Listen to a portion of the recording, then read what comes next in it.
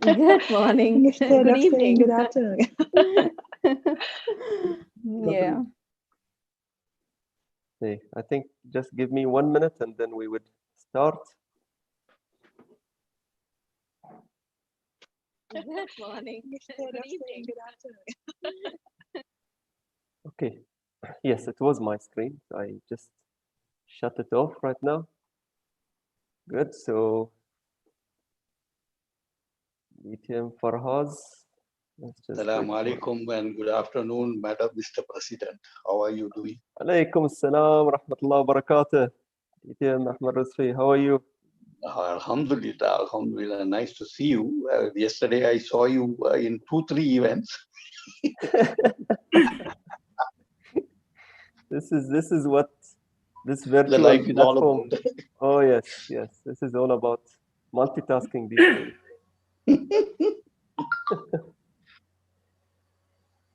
Okay, so let's just wait for the signal from our Vice President of Education before we start.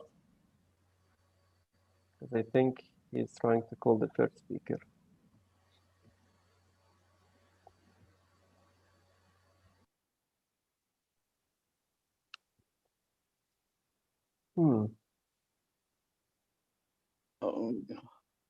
Mr. President, even today there are too many things from morning now until. So many things happening, yes. Oh, Even currently, okay, without mentioning which club I'm referring to, but some of the clubs also having contests. yeah, invited exactly. you. Today 3 clubs are having contest and Yeah, yeah.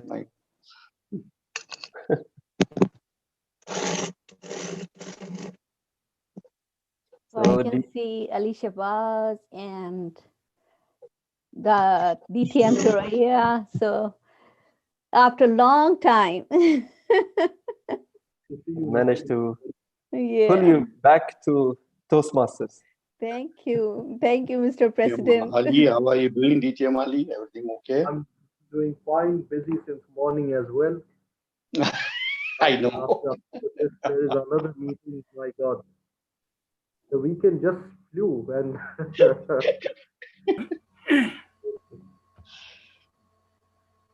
So, Mr. VP, should we go to our backup plan?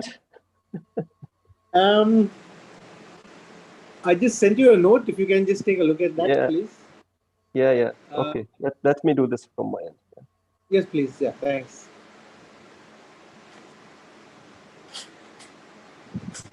So while the president is away, maybe I will take over and start speaking about empowering all human beings and not just the women, which is what our DTM Thuraya was also arguing about and very strongly.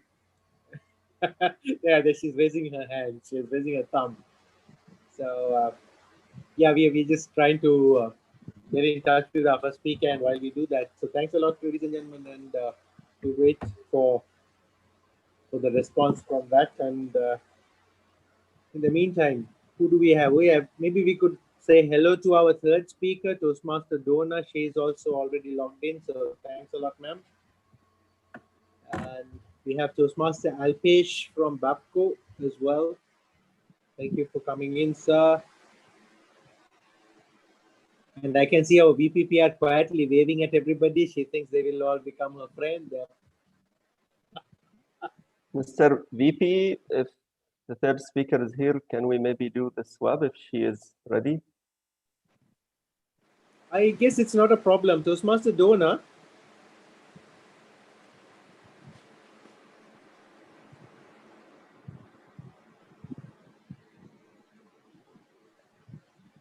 Let me. Okay. Toastmaster Muhammad Shafi'i.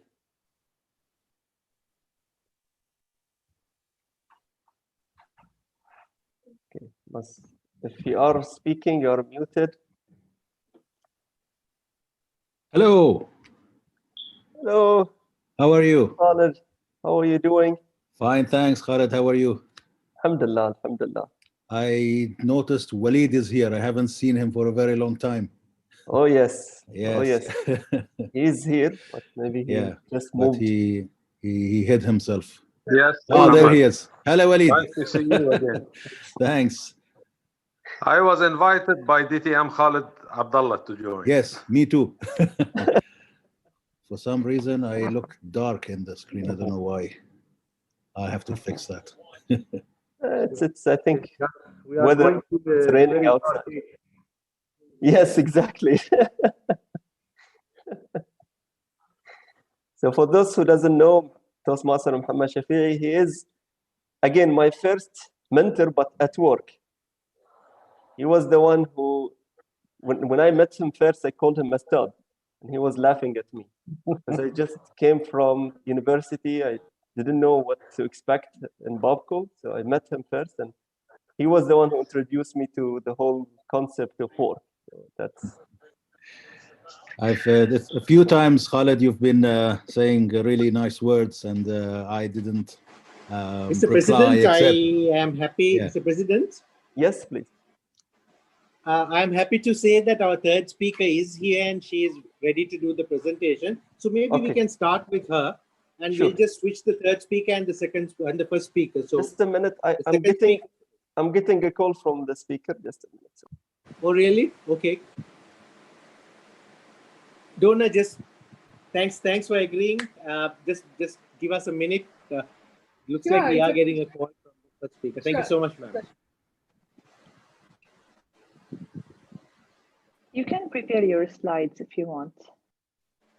No, just Khalid is online with speaker one. In the meantime, welcome Toastmaster Farooq Qadir, Vice President Education of ABC, Thank you, sir. One of the best clubs in Bahrain, and I must say so myself. Also, welcome DTM Abdul Nabi, fellow member from Knowledge Toastmasters, another club I am a member of. DTM Farhaz, I just got a call from our first speaker, and she's joining. She thought it's 4:30, but she's joining.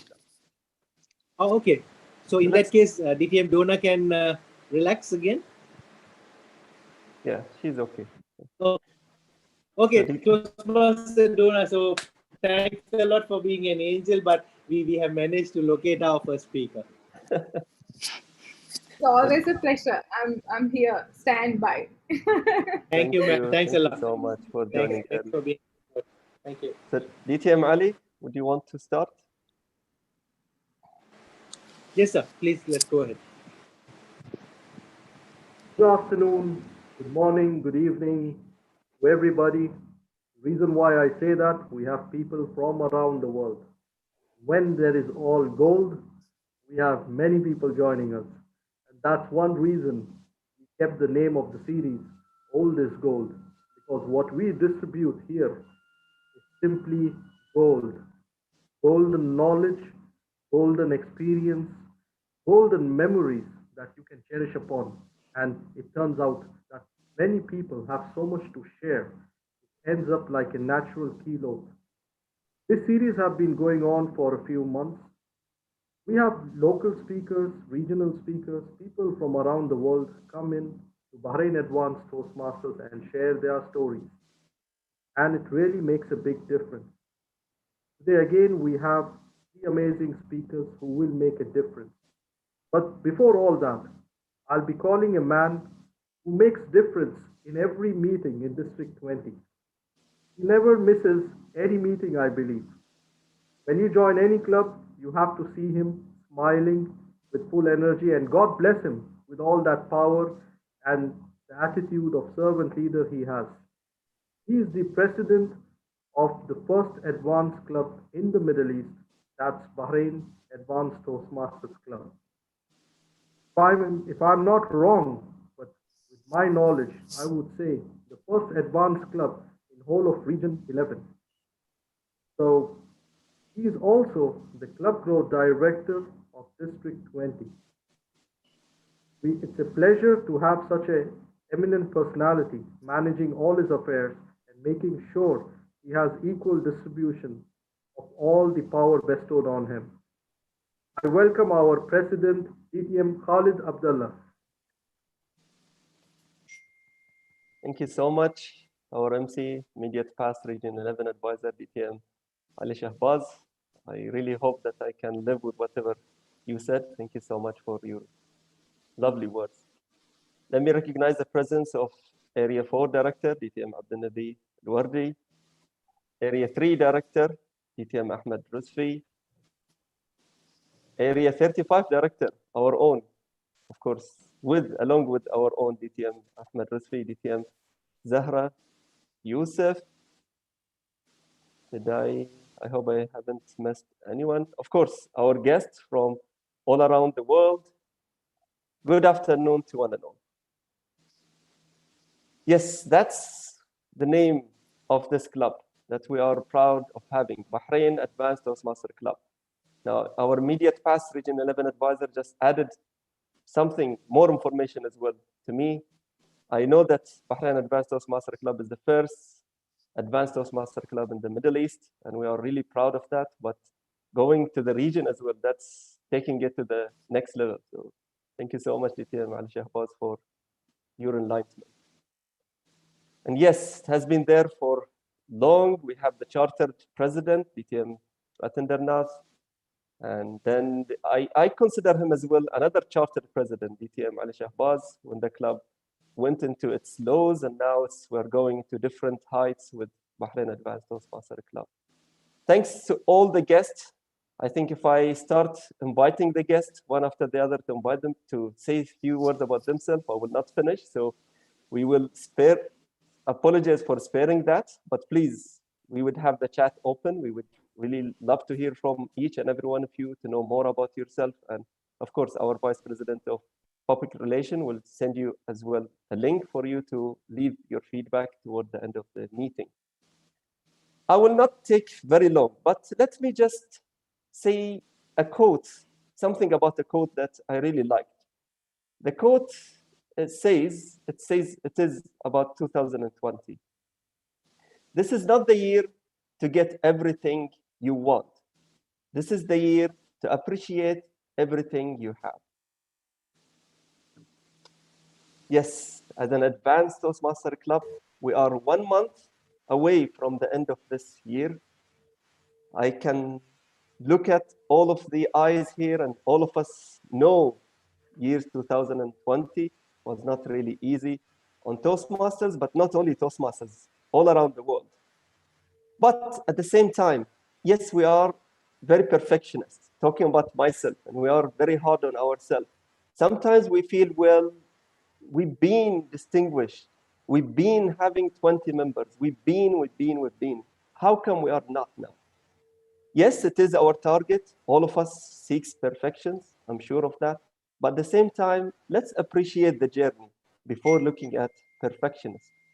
There is another quote as well that I've been carrying with me for whichever meeting I go. It says, the purpose of education is to turn mirrors into windows. For the time being, each one of us looks at this small confined screen as mirror for himself or herself. Bless you. But what if we take that and just travel within those small confined windows and look at all of the possibilities? Look around currently. We have so many members today. I mean, inshallah, soon to become members, but we have so many guests coming from all around the world. We have members connecting from US. We have guests, connecting from US. We have members connecting from Sri Lanka. We have members connecting from Lebanon. So it is a global platform currently. Toastmasters is all around the world. And if Dr. Ralsei Smedley witnessed that, I'm sure he would be proud for all of us being Toastmasters during such difficult time. Without further ado, let me reintroduce the Master of Ceremony. So let me flip the coin or the table on him.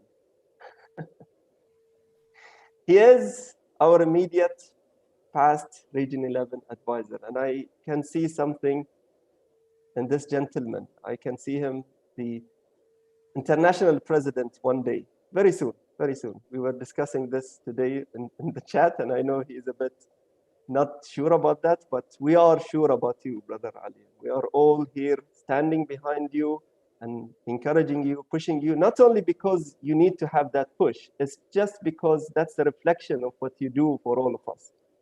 Your positive energy, your own learning for all of us, I'm sure it is, I'm speechless when it comes to that. So thank you so much for this. Without further ado, please help me welcome our master of ceremony for today, DTM Ali Shahbaz. Thank you, Mr. President, for that wonderful welcome of our guests and our members. Indeed, another great push from you to see what my future plan is, and let's see how it goes. We go step by step, but thanks a lot, President.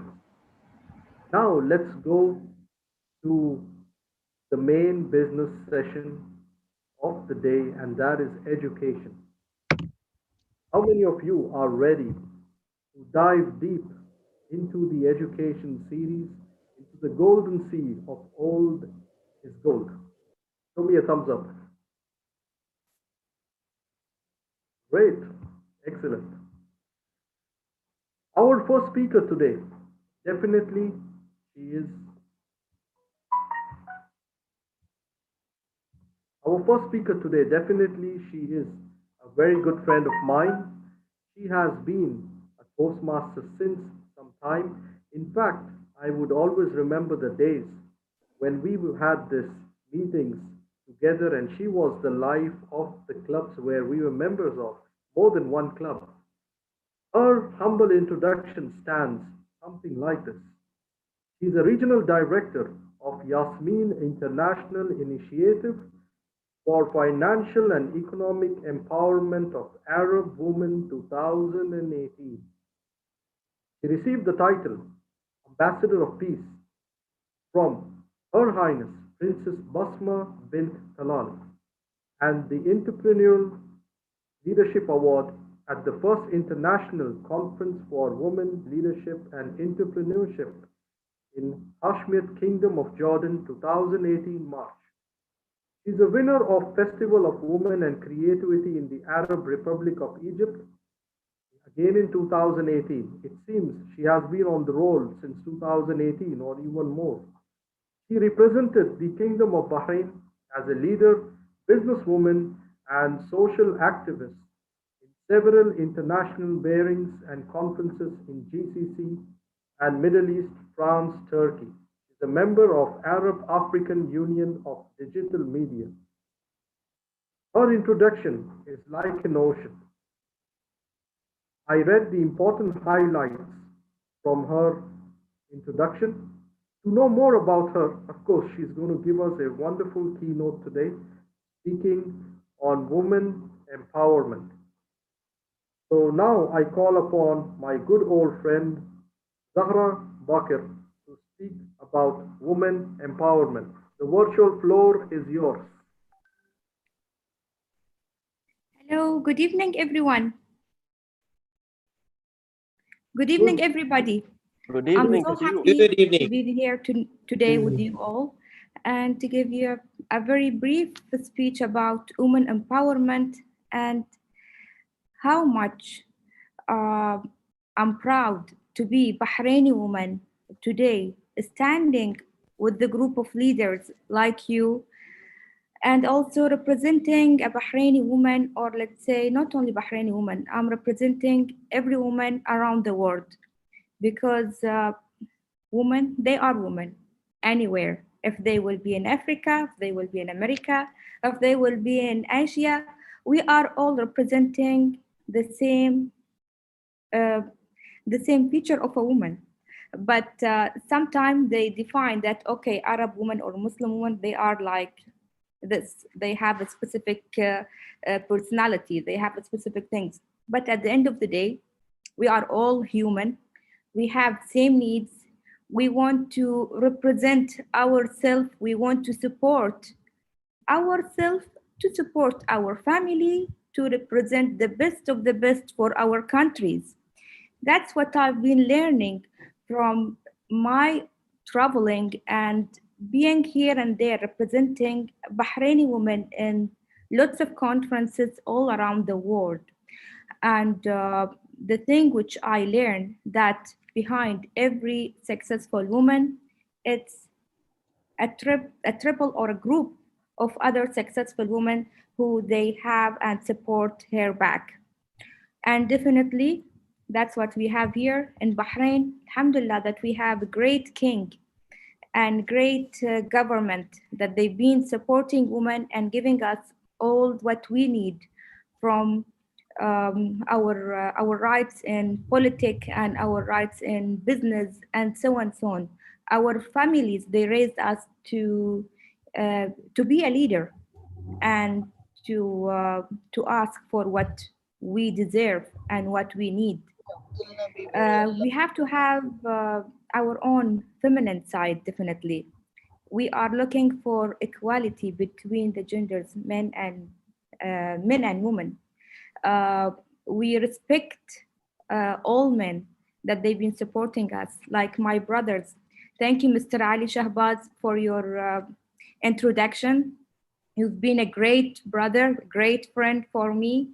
And every time I see you, I feel that I'm still have the connection and and we never be separated because he is always supportive. I will talk about the weakness and the strength of the woman. Sometimes people think that because we are women, we cannot do such things. But as a woman and as a man, I'm always because we are all human. Whatever you think you can do, you will do it at the end of the day because it's all here. The power is not in our muscle, it's not in our body, it's not if I have this, I will do that. All the power that we have, it's here. Whatever you think that you can do, you will do it. Sometimes maybe your strength, it's in your weakness because you think that you are weak and you cannot do this and you don't have the let's say the strength or the capability or the ability to do such things. Maybe this is your strength to be quiet, to be calm, to think, to be patient. Some other people maybe they are jealous of what you can do if you are patient more than others, because other people they don't have this calmness, they cannot be patient, they don't have the acceptance. uh, Everybody they have challenges in their life, men and women, ladies and gentlemen. This is my speech and quote to you. There is no any different between men and women. Sometimes because of all the speeches, women empowerment and all these things, this maybe it will be in somehow uh, let's say it will drive you to make you weak because you think yes we need lots of empowerment. Women they don't need empowerment because they born with it. We always have let's say we have a magic. Women they have a magic, they can turn anything they want to a God blessing because God gave us the capability and the ability to be like this. We can give life for anything we touch. um, I don't know how much time I have. You still have time. Mr. Ali Shahbaz, how long I have time? You have enough time. Oh, wait. Timer, Pitambaran. Yes, as the total time allotted for the keynote speech is 30 minutes and 10 minutes question and answers. So it will be like 20, 25, 30, the timing signals will be on. All right. I just want to know that every girl, she has to know and she has to understand that her voice can change the world. We have the power to create lives. We have the power to change destinies. So you have to believe in yourself. You have to be strong enough, um, and always never ever downestimate yourself, your power. Whatever you believe in, you can do it. Uh, from my side, I'm always, because I feel that I'm a girl that she born in the desert, and I feel that I can face anything. I can accept any challenge. Sometimes I feel that this kind of challenges, it's not for me. So I accept it, and maybe I take myself and try something else. We have to believe that uh, everything, it's a destiny. Whatever it will happen to us, we have to accept it, good and bad things. It's even the bad things, it's a good thing, because God know, we never know. Sometimes we cannot understand these things, but always you have to have the belief in God. You have to believe in God, and you have to believe in yourself that this is the best for you. For example, there is something that we can see, some kind of challenges we can see, we can measure. We always have to have a plan A, plan B, plan C. But sometimes there is some kind of challenges, like, for example, the COVID. We couldn't ever imagine that we were going to face such a thing. Uh, so this is kind of challenges or enemies that you cannot see, but they are affecting your life. You have to accept it. You have to be stronger. You have uh, to measure and to replan your steps for your new life, because maybe all these things, it's written for you to do the best, to do something better. Yes, I think the time is. I still have time. No. Still have time. Yes, enough and more. You only just touch not even 7 minutes. Oh, okay. Sorry, 7.5 minutes, not 7.5 minutes. You are. Okay. So. Spend more time, our speaker Zahra, in answering questions. It's up to you as well. Okay. Yeah, that is what I mean. Alternatively, we can have a shorter speech and a longer Q&A session also. Maybe that might also work. You may not control all the events that is happening around you, but always you can decide what you can reduce and what can elevate you, or whatever event it will suit you. And we always have to think what it suits you and what's not, what's fit you, what's not. We have also to think and to plan what kind of a group you want to be with, what kind of people you have to be. You have to reflect your, let's say, reflect your good image on. Sometime maybe you will have lots of enemies around you, but also you will have lots of people that they like you. They want you to be strong. They want you to be success. You have to keep all these things in your mind. Let's take from the people who maybe sometimes you think that it's your enemy, but they are giving you the good things. They will giving you the advice. Listen to them.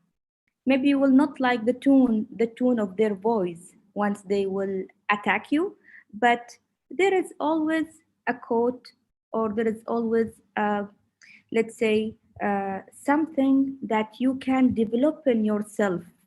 Listen to them carefully, because sometimes maybe your friends, they will not give you the good advice. Listen to your friends, motivate by your friends and lover and whoever they are supporting you, but at the same time listen to your whoever you think that they are enemy, or some other side that maybe they will not give you the positive feeling. Take the advices, the good advices from them, and develop yourself in a better way to create the best thing and the best person that you can ever imagine. Yes. I think I will stop here. Yes. Thank you. Thank Thank you you. to Master Zahra. A round of applause for that wonderful words of wisdom. I would say golden words of wisdom which you shared with all of us.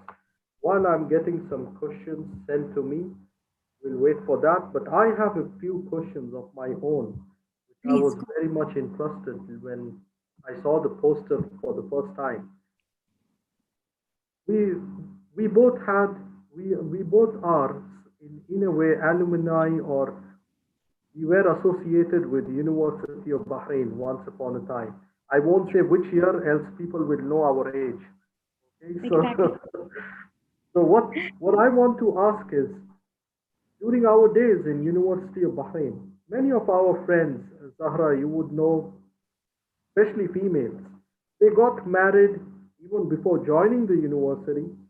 Some of them got married during the program, and some got married immediately after the university was done. Yes. How do you think time has changed from the year where we were in the university and as of today? I'm still in the same education business, and I see somewhere Bahraini women have changed their attitude. They say, let us graduate first and then we'll think of marriage. Yeah. So do you think there is a change in that attitude, being a Well, Bahraini woman? it depends on the people, actually. Yes. Let's say earlier, people they think that marriage is everything. Their goal, it was to get marry, and you know that. Even not only for ladies and gentlemen. So nowadays they put more focus on themselves. That's what I can see. Whenever I go to teach or give a speech or mingle with the group of young ladies, yes, they always have lots of passion. They want to study. They want to complete their higher education. They want to work. They want to do or they want to build their own business. They want to do something for their countries.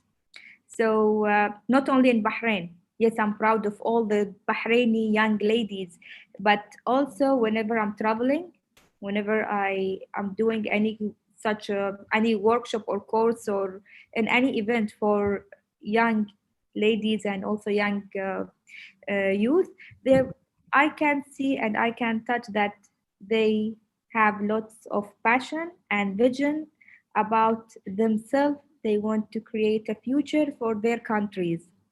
So lots of things. I think it's have been changed. Okay, great to know that things are still the same in a way, with a little bit more inclining towards their passion, towards their career. But also, you know that let's say even their a passion or their personal life, the emotional part, and getting married with the right person, it's also a must. That's what human have to do at the end of the day. So whenever they will meet the right person who they will support and they will support each other. It will be great to have a good future together. Wonderful. Yeah. Our speaker Zahra, another question on the same lines. When we were reading your introduction, it seems that you are very much inclined towards women empowerment. Can you tell us what was that turning point which made you go local, made you go regional, and take this mission forward for women empowerment? Did you see there was a problem that you need to come up with this idea? Okay. I didn't see that there is a problem. There were challenges, and because I start work in a very young age, I've been mingling and or I've been socializing with lots of women that they are in business or they are social activists, and then I start think, yes, I think I need to be with those women, especially as a woman. As you know, that I get married, I raise my son, And I've been working and be a social activist and study at the same time and support lots of other activities and initiatives here and there, not only in Bahrain, also in the GCC, in Kuwait and Saudi at that time. So suddenly I saw myself, yes, if I am as a strong woman and I think that I've been dependent and I know what I have to do, I face this much of challenges. So definitely there is lots of women that they are weak. They don't know what is their right, and because sometimes uh, some social, not everywhere, but there is some kind of social surrounding of them that let them to think that they are weak and they don't have the right to speak, especially if they have kids around them. So I felt, yes, I need to raise my voice and be a supportive for them, to help them to be more educated, to help them to know more about their rights. And as you know, and I know, uh, finance and having your income, it's a power, definitely, for men and women. So here I start to enhance their entrepreneurship,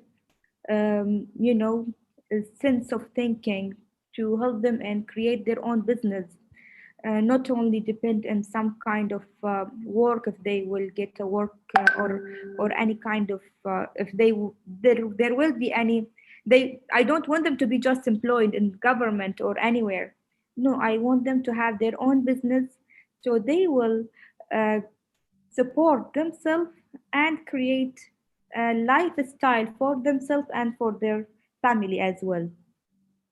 So yeah, that's what it's make me or to be with them. And it was a destiny, actually. I didn't choose to be in this path, or I didn't choose to have it as a plan. Everything it's come in my path. Maybe that's why we all have a role to play, and this is what probably the divine wanted you to do, to empower women. Yeah, I think Follow-up question. Follow-up question. Zahra, it's you with your program, which is related to women empowerment, Yasmin International, where you are heading the program.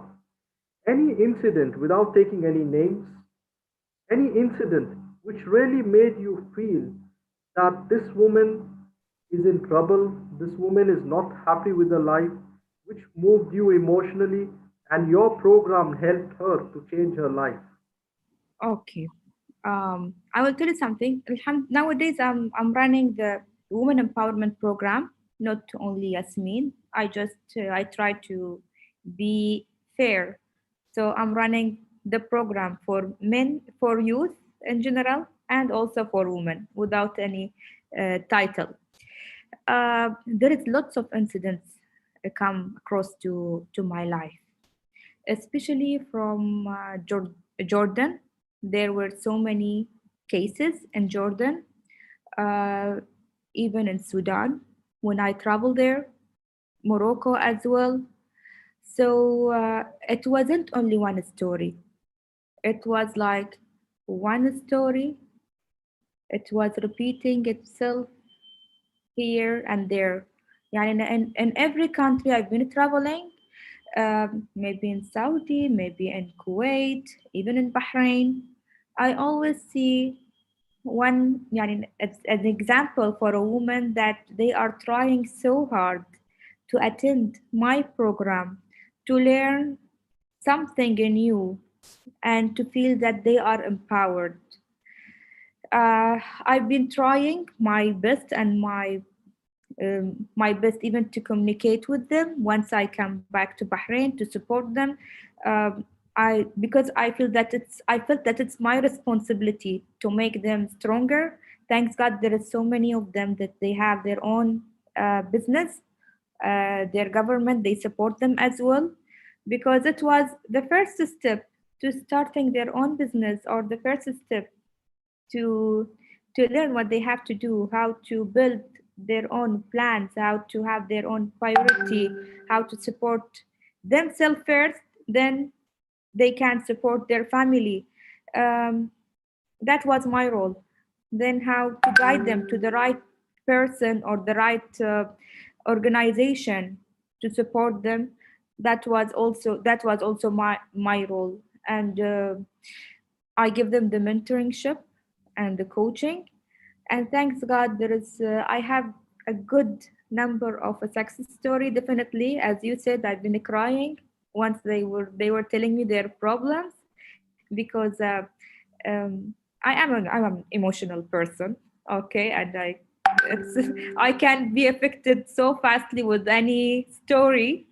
Um, so yes, I've been so happy once I see a woman with her kids.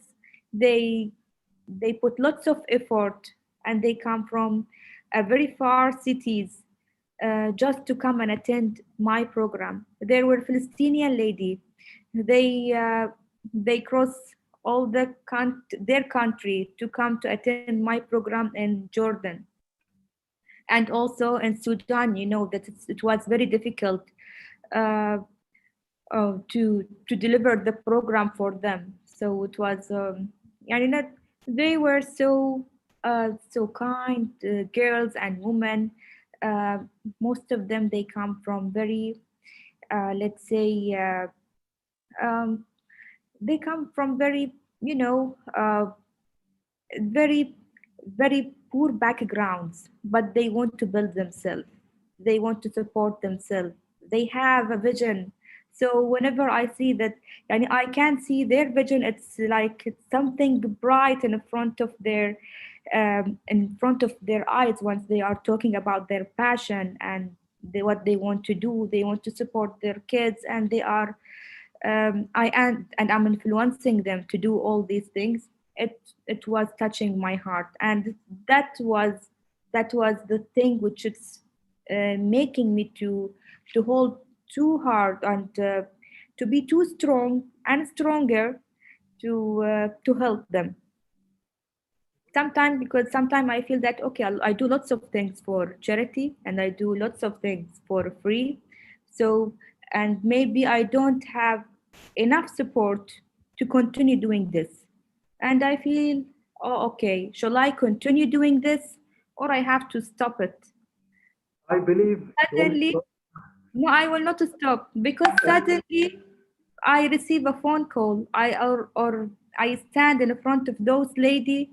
I feel okay. I have to continue. This is the message that I have to continue because of them. So this is That's what very touching, and I can see the emotions on your face already. you know me. And I'm sure many listening to us are getting emotional as well. Keeping time in mind, last two questions. Sometimes they say it's always the fault of the men. Anything goes wrong, it's the men's fault. I mean, men are wrong. Okay. So, have, was there any client you approached you, and after listening to the case, you said, no, it's your fault, not somebody you're talking about, husband, brother, father? No, what's happened, because our parents, our family, they have this kind of, they are always overprotecting. Yani they have this feeling that they want to protect their kids, their family, their wives, their daughters, even their son, from everything. Maybe it will happen outside. So it's because of their love, and yani, no one want to protect something that he don't like. They will be jealous because they love you. They want to protect you because they love you.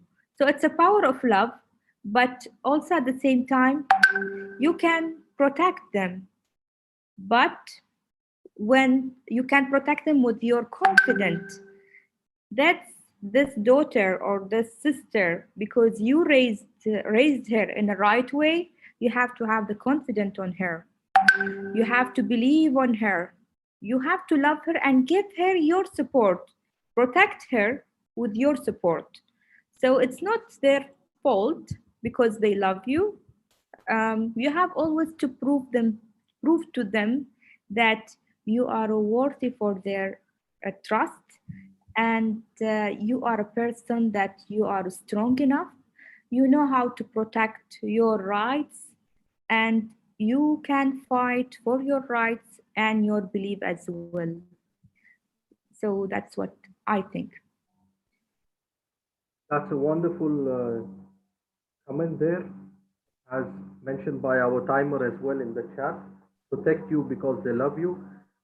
My last question is, was there any client, woman client, that you just gave up upon, that she is not going to change? She doesn't want to empower herself. I give her so much of advices, but nothing happens. Any such story? There is lots of women that they will come, they feel comfy, men and women. They feel comfy to be around you because they will feel that, okay, they did their role once they are with you. Okay, but they don't want to change. They don't have the strength of change, but they feel relaxed whenever they will come to you and say what they want. And it's happened with so many people. Actually, I don't waste my time with those people who don't want to change. I give them my rule and regulation for my meeting. If you are serious and you want to be changed, you have to follow exactly my rule and regulation. So you will be happy and I will be happy. If you just want to be a friend and to have a chat, okay, we can do this and other like in other social events. But once you will come for me as a client or a customer, you have to have the confidence in yourself and put some effort to change. So yes, definitely, I have so many examples. But suddenly, whenever I give them this, they will feel with a threat, and uh, they want to prove for me that okay, they can do it, and they develop. But definitely, there is some people that are slower than other, and Thanks it's a lot. okay. It's okay. Sometimes they are happy with what they are. Thanks a lot, our We speaker. I are see there is one question coming from Donna. If you want to ask that directly, you can do that now. definitely. Hi, Donna. Yeah. Hi, Hello, Zara. Donna. Thank you very much for the wonderful insights that you shared with us. It's quite a. Hi, can you Yeah. hear me? Yes, we can. Yes. Yes, Donna, we can. Please go ahead. Yes, your voice is am I- speaking, Donna. Your voice speaks.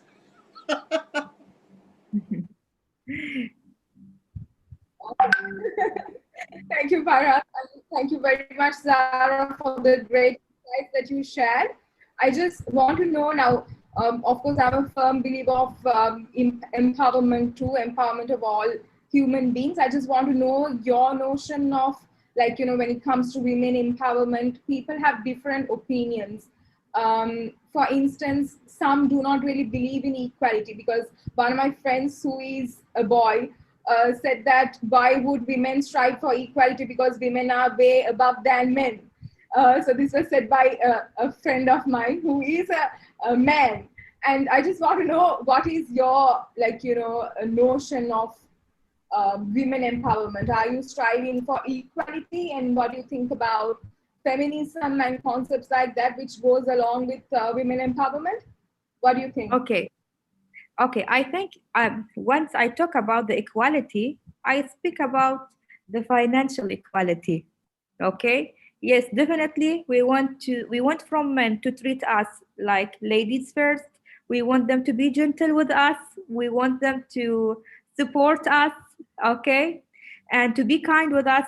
as a lady, as ladies, but at the same time, the equality, it's once it's come for our rights from the government, the politics rights, the once it's come for the wages, once it's come for the salaries, these kind of thing, definitely. If there is a woman that they will have an issue, or they have a they bring babies to birth, they need 3 months at least as a holidays. So we cannot give men also 3 months of holidays to support their women. Okay, we can. There is some of the companies, they give this kind of let's say of holidays, but there is something special about women, and also there is some other special thing about gentlemen. So what the equality, it's only about the rights in politics. Yes, they can take a good positions as a political, like being a minister, being in lots of good position in a political side. So why we cannot put a woman to give a decision for their country, because half of the country, they are ladies, and they are ladies. So this kind of thing, that's the equality. That's what I mean whenever I talk about the equality, not the exact equality that there is lots of feminist ladies that they are talking about. We want to have our own, let's say, feminine style, and let men, they have their own role also. What do you think, Donna?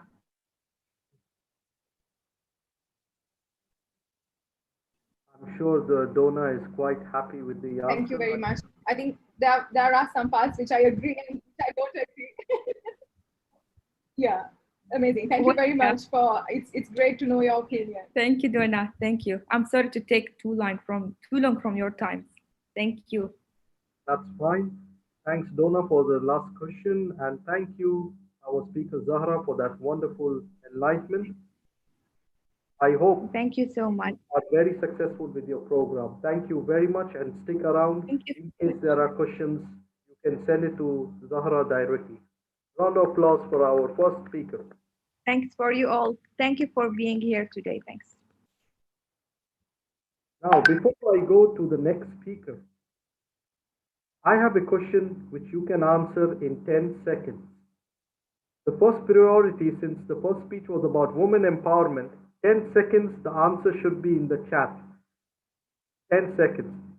When was the first time ladies were permitted to join Toastmasters? Which year was that? 1, 2, exactly. No, I said ladies. Okay. The men answered, that's good, 1973.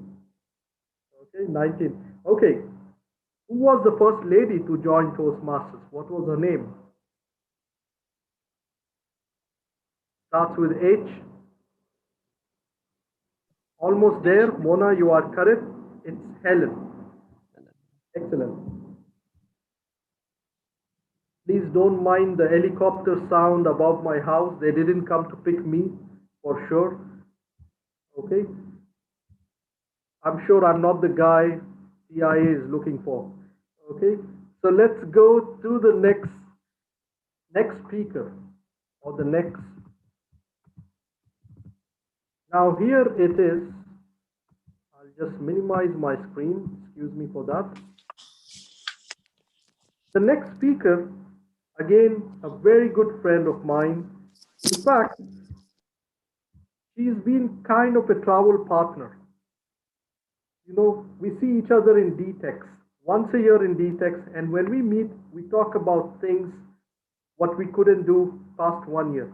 She's one of those women, when I was running the largest district in the world, sometimes you see people used to be scared, or they used to be like, Ali is a very serious guy. You know, should we even ask him something? He never smiles.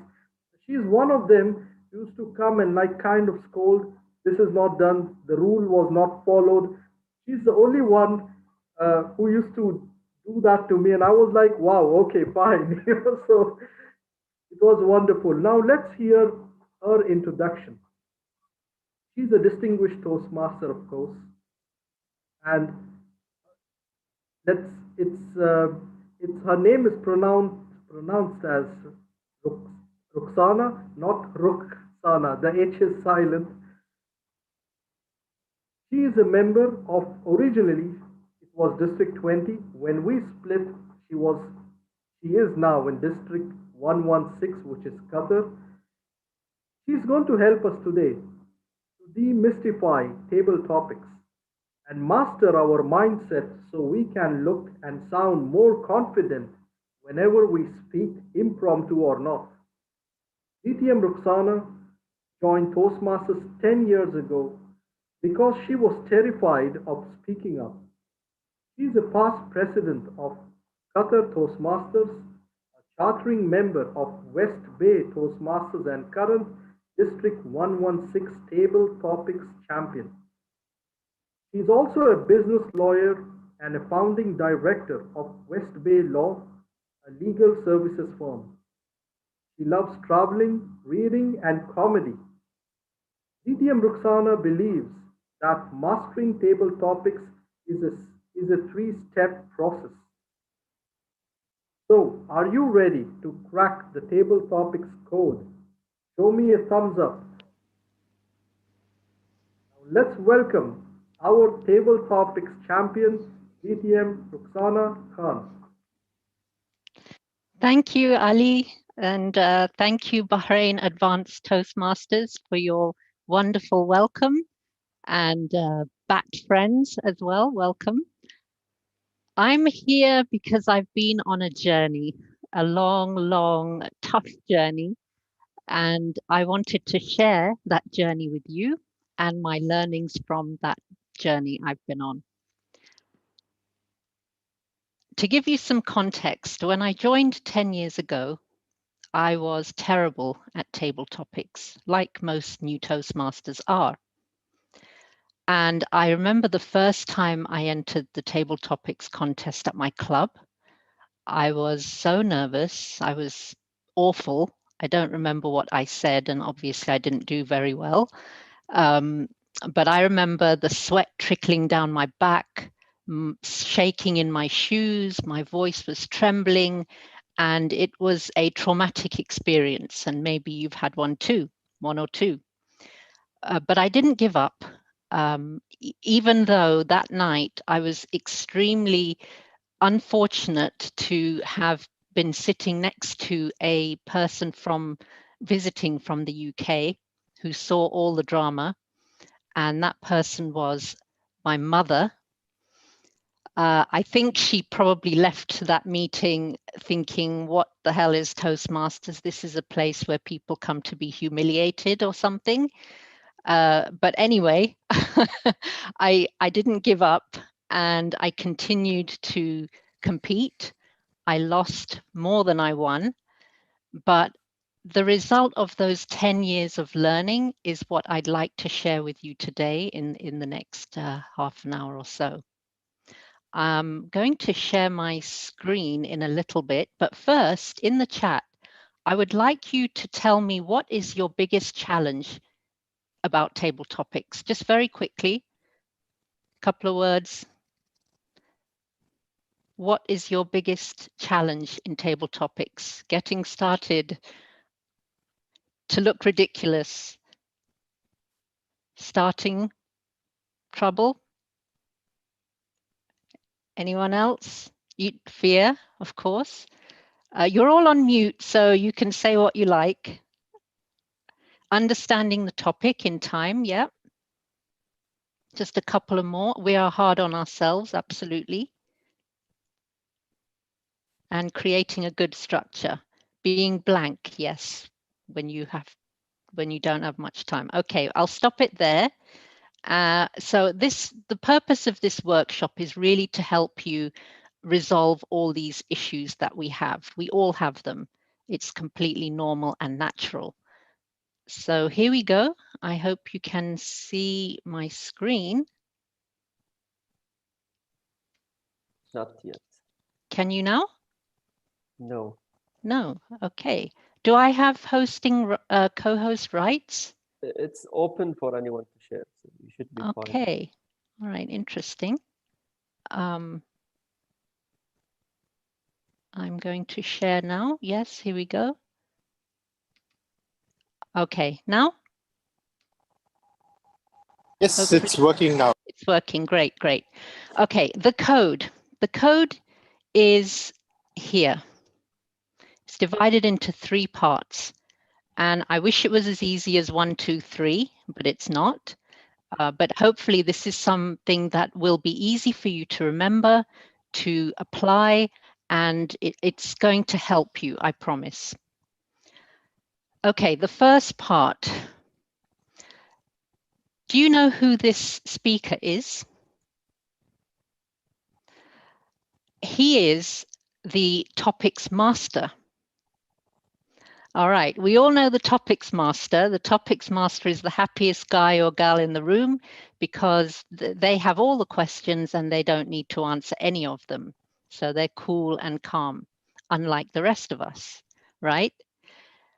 My goal, our goal as table topic speakers is to be as happy as the table topics master, and I believe it's possible. The first part of the code is A for attitude. A for attitude. It's all about the way we approach table topics. Now, judging by what you've been telling me in the chat, we all have these issues.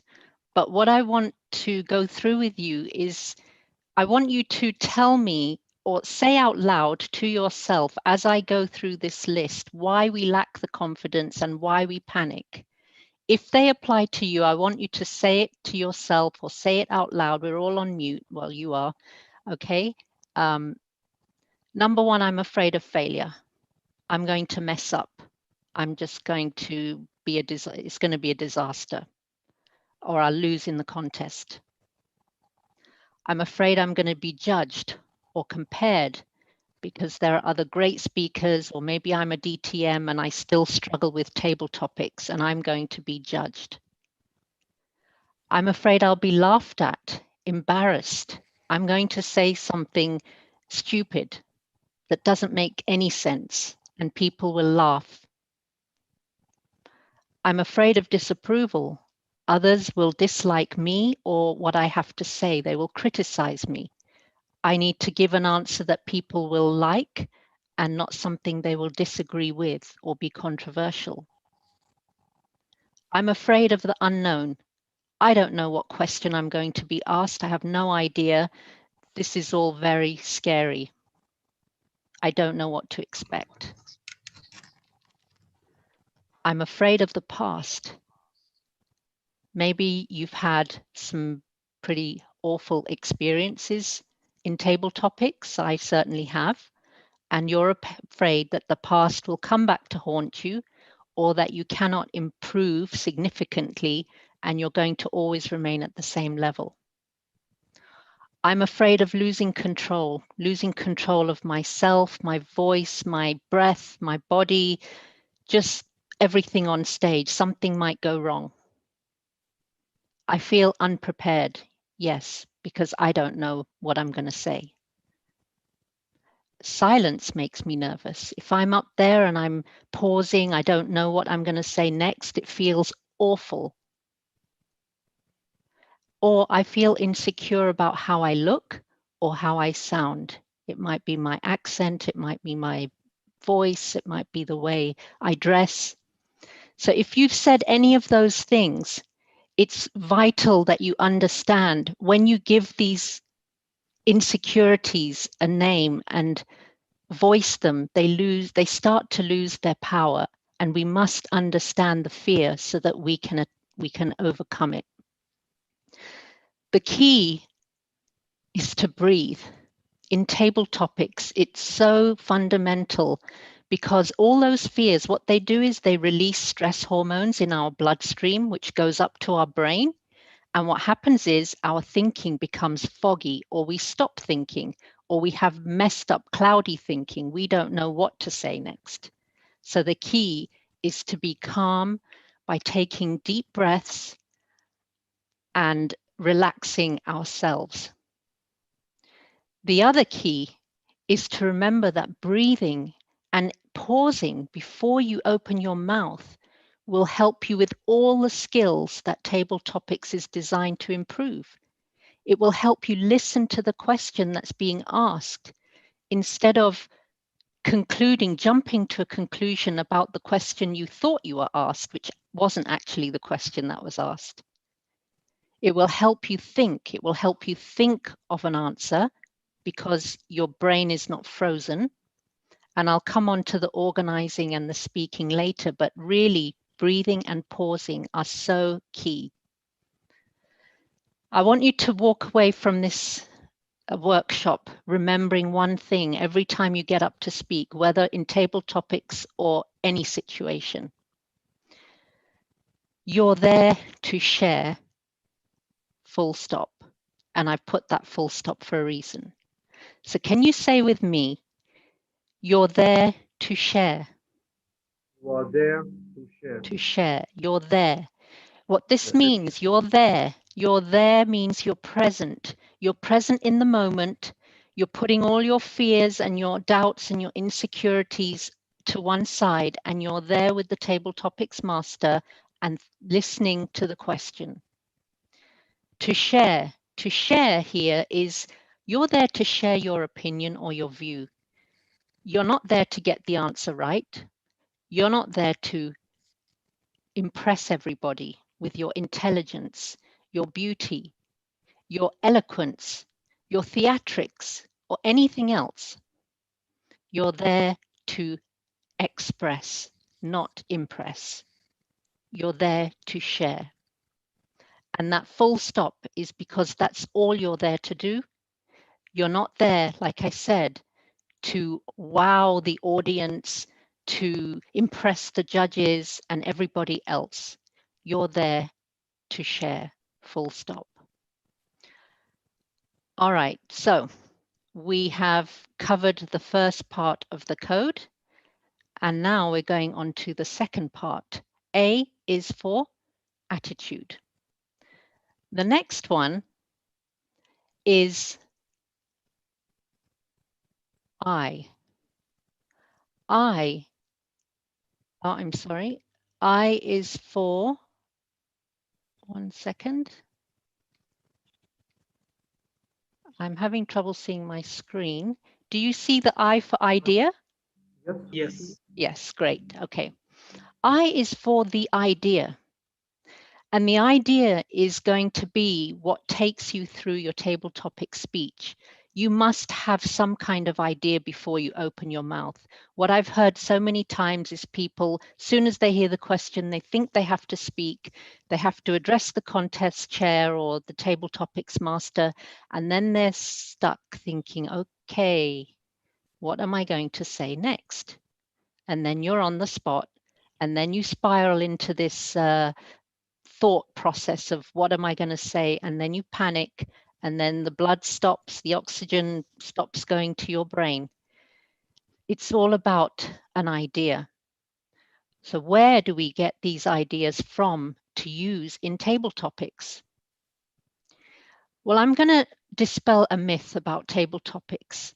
Most people think you cannot prepare for Table Topics. Would you agree, anyone, that you can't prepare? No, I don't believe that. Yes, we can't anticipate the question, but we can prepare ideas to bring to the question. And where do these ideas come from? Let's take a look. People, places, things. People you know, people you read about, people you admire. Places you've been, places you'd love to go, places where you work, where you do your daily, where you live. And things, objects in your life, objects in your home, all kinds of objects in our life have significance. And I believe we can all be really becoming better observers in life to give us some food for thought when it comes to table topics.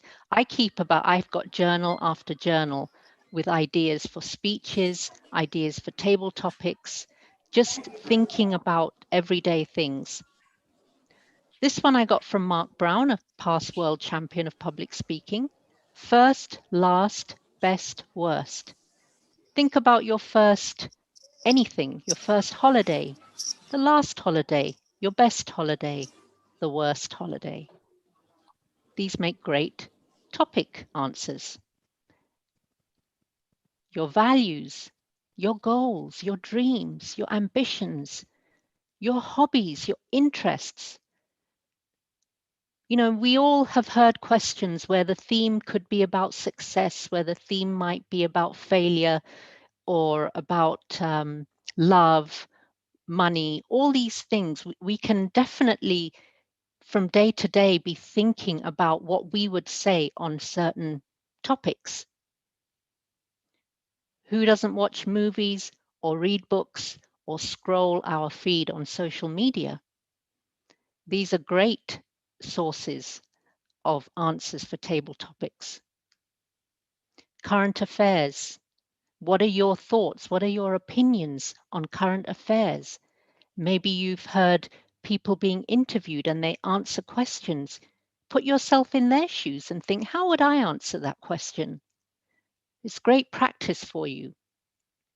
And in general, your life is a treasure trove of experiences and ideas for table topics. My one tip for you on this is go with your first idea, which is not necessarily the best idea that comes to you, but go with the first one, because once you've got one in your hand, you can run with it, you can do lots with it. And in any good speech, the key is not to overdo all the facts and the figures and the ideas in one speech. It's only 1 to 2 minutes, right? Stick to one or two. You can have supporting points, maximum 3 supporting points, but every speech should try to have one idea, one message. Now, this is a road. This is a journey. It's a speech journey. Every speech is a journey that you take your audience on. And the 3 key milestones are your opening, your body, and your conclusion. Table topics is a mini speech. It must have a clear opening. Well, hopefully it's a good opening. It's a captivating opening. For me personally, I don't think repeating the question is a strong opening, but in the beginning, we all do it. I try at least to think of an attention grabbing opening.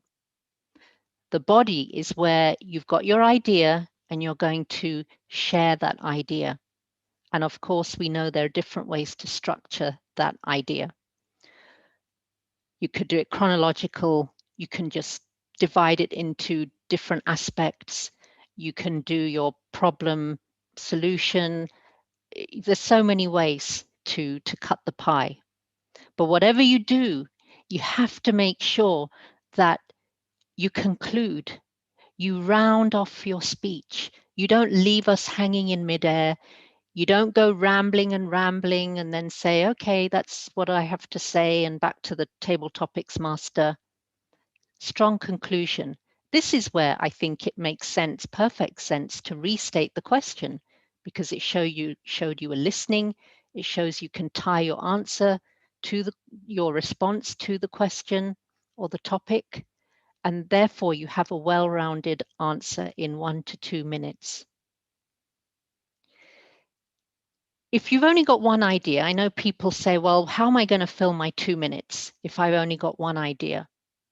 My tip for you here is to go deep, to take your time and describe and elaborate and explain what your idea is, or your response. I drew from a poem I read by Rudyard Kipling. He said, I kept 6 honest serving men. They taught me all I knew. Their names are what and why and when and how and where and who.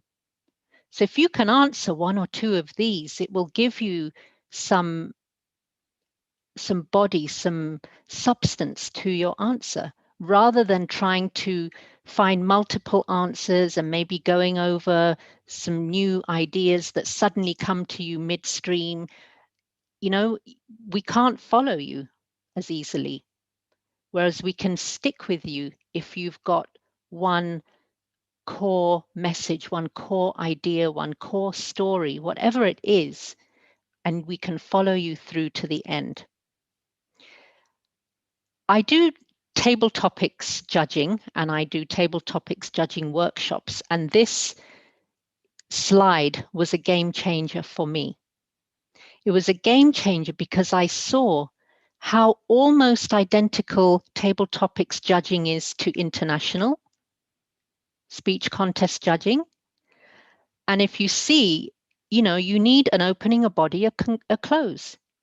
You need to have achieved your purpose to be effective, to have responded to the question that was asked. These are very important in table topics. And of course, I'm here in the context of a contest. But in general, when you are giving a table topic, remember it's a mini speech, 1 to 2 minutes. The only difference between a table topic and another speech is you didn't pick the title, you didn't pick the topic or the theme, but you still have to make a go of making a speech. And of course, delivery and language are there too. Now, we have covered attitude. We have covered I for idea. And now we are going to go on to the final part of the code. My friend from Prairie Dog Toastmasters, he's here to tell you the last part of the code is D for delivery. Of course, it's not just what you say, it's how you say it. When it comes to delivery in table topics, it can be really challenging.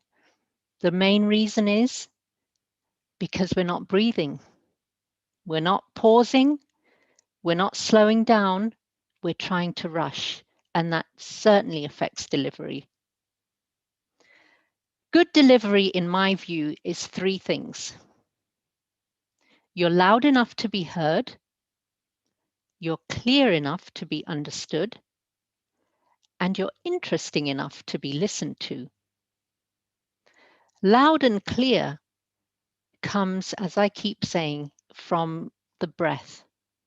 It's the breath from the belly. It's not a shallow breath from up here. There's plenty of breathing exercises you can practice and get used to, but it's really about being in control of your breath. And I don't have time to demonstrate any exercises today, but I'll leave that with you. And it doesn't even matter if you have an accent, because I know many of us do, especially when English is not your first language, which it is mine, but it may not be yours. It's about being clear with your articulation. And to do that again, you have to slow it down. Many times people are just panicking. They need to find something to say, and then they're just racing through their answer, and all of a sudden it's only 30 seconds and they finish their whole table topic. No, be confident. Learn to slow down and be clear. And the key to be interesting is to be interested. You see, if you're interested in what you're talking about, if you're telling us a personal experience, you're much likely to sound interested and therefore interesting to your audience, right? But if I'm talking about, you know, some historic figure that I really don't know that much about, but I thought it might impress people if I bring that person in, I don't really sound convincing, at least not to me. One of the participants in the World Championship this year, Linda Marie Miller, she said something I'll never forget in a workshop. She said, confidence comes from certainty. Confidence comes from certainty. So if you've got your conviction about what you're speaking on, you're going to come across as a lot more confident. You'll know what you're talking about, rather than trying to find an answer from somewhere and you're really not sure of yourself. We all know the difference between the two. When we speak about personal experiences, we just sound a lot more interesting. And finally, please, please, please, don't forget to smile. A smile can make all the difference in your delivery, because it's not the case that you have to be confident in order to smile. If you smile, you actually feel more confident. Try it. Smiling gives us that energy. It gives us that connection with our audience. I'm not saying you smile through your whole speech, because you may be talking about something not very pleasant. It could be sad, tragic. But when you come on stage or on screen, smile. When you finish, you're so relieved to be finishing, you can smile.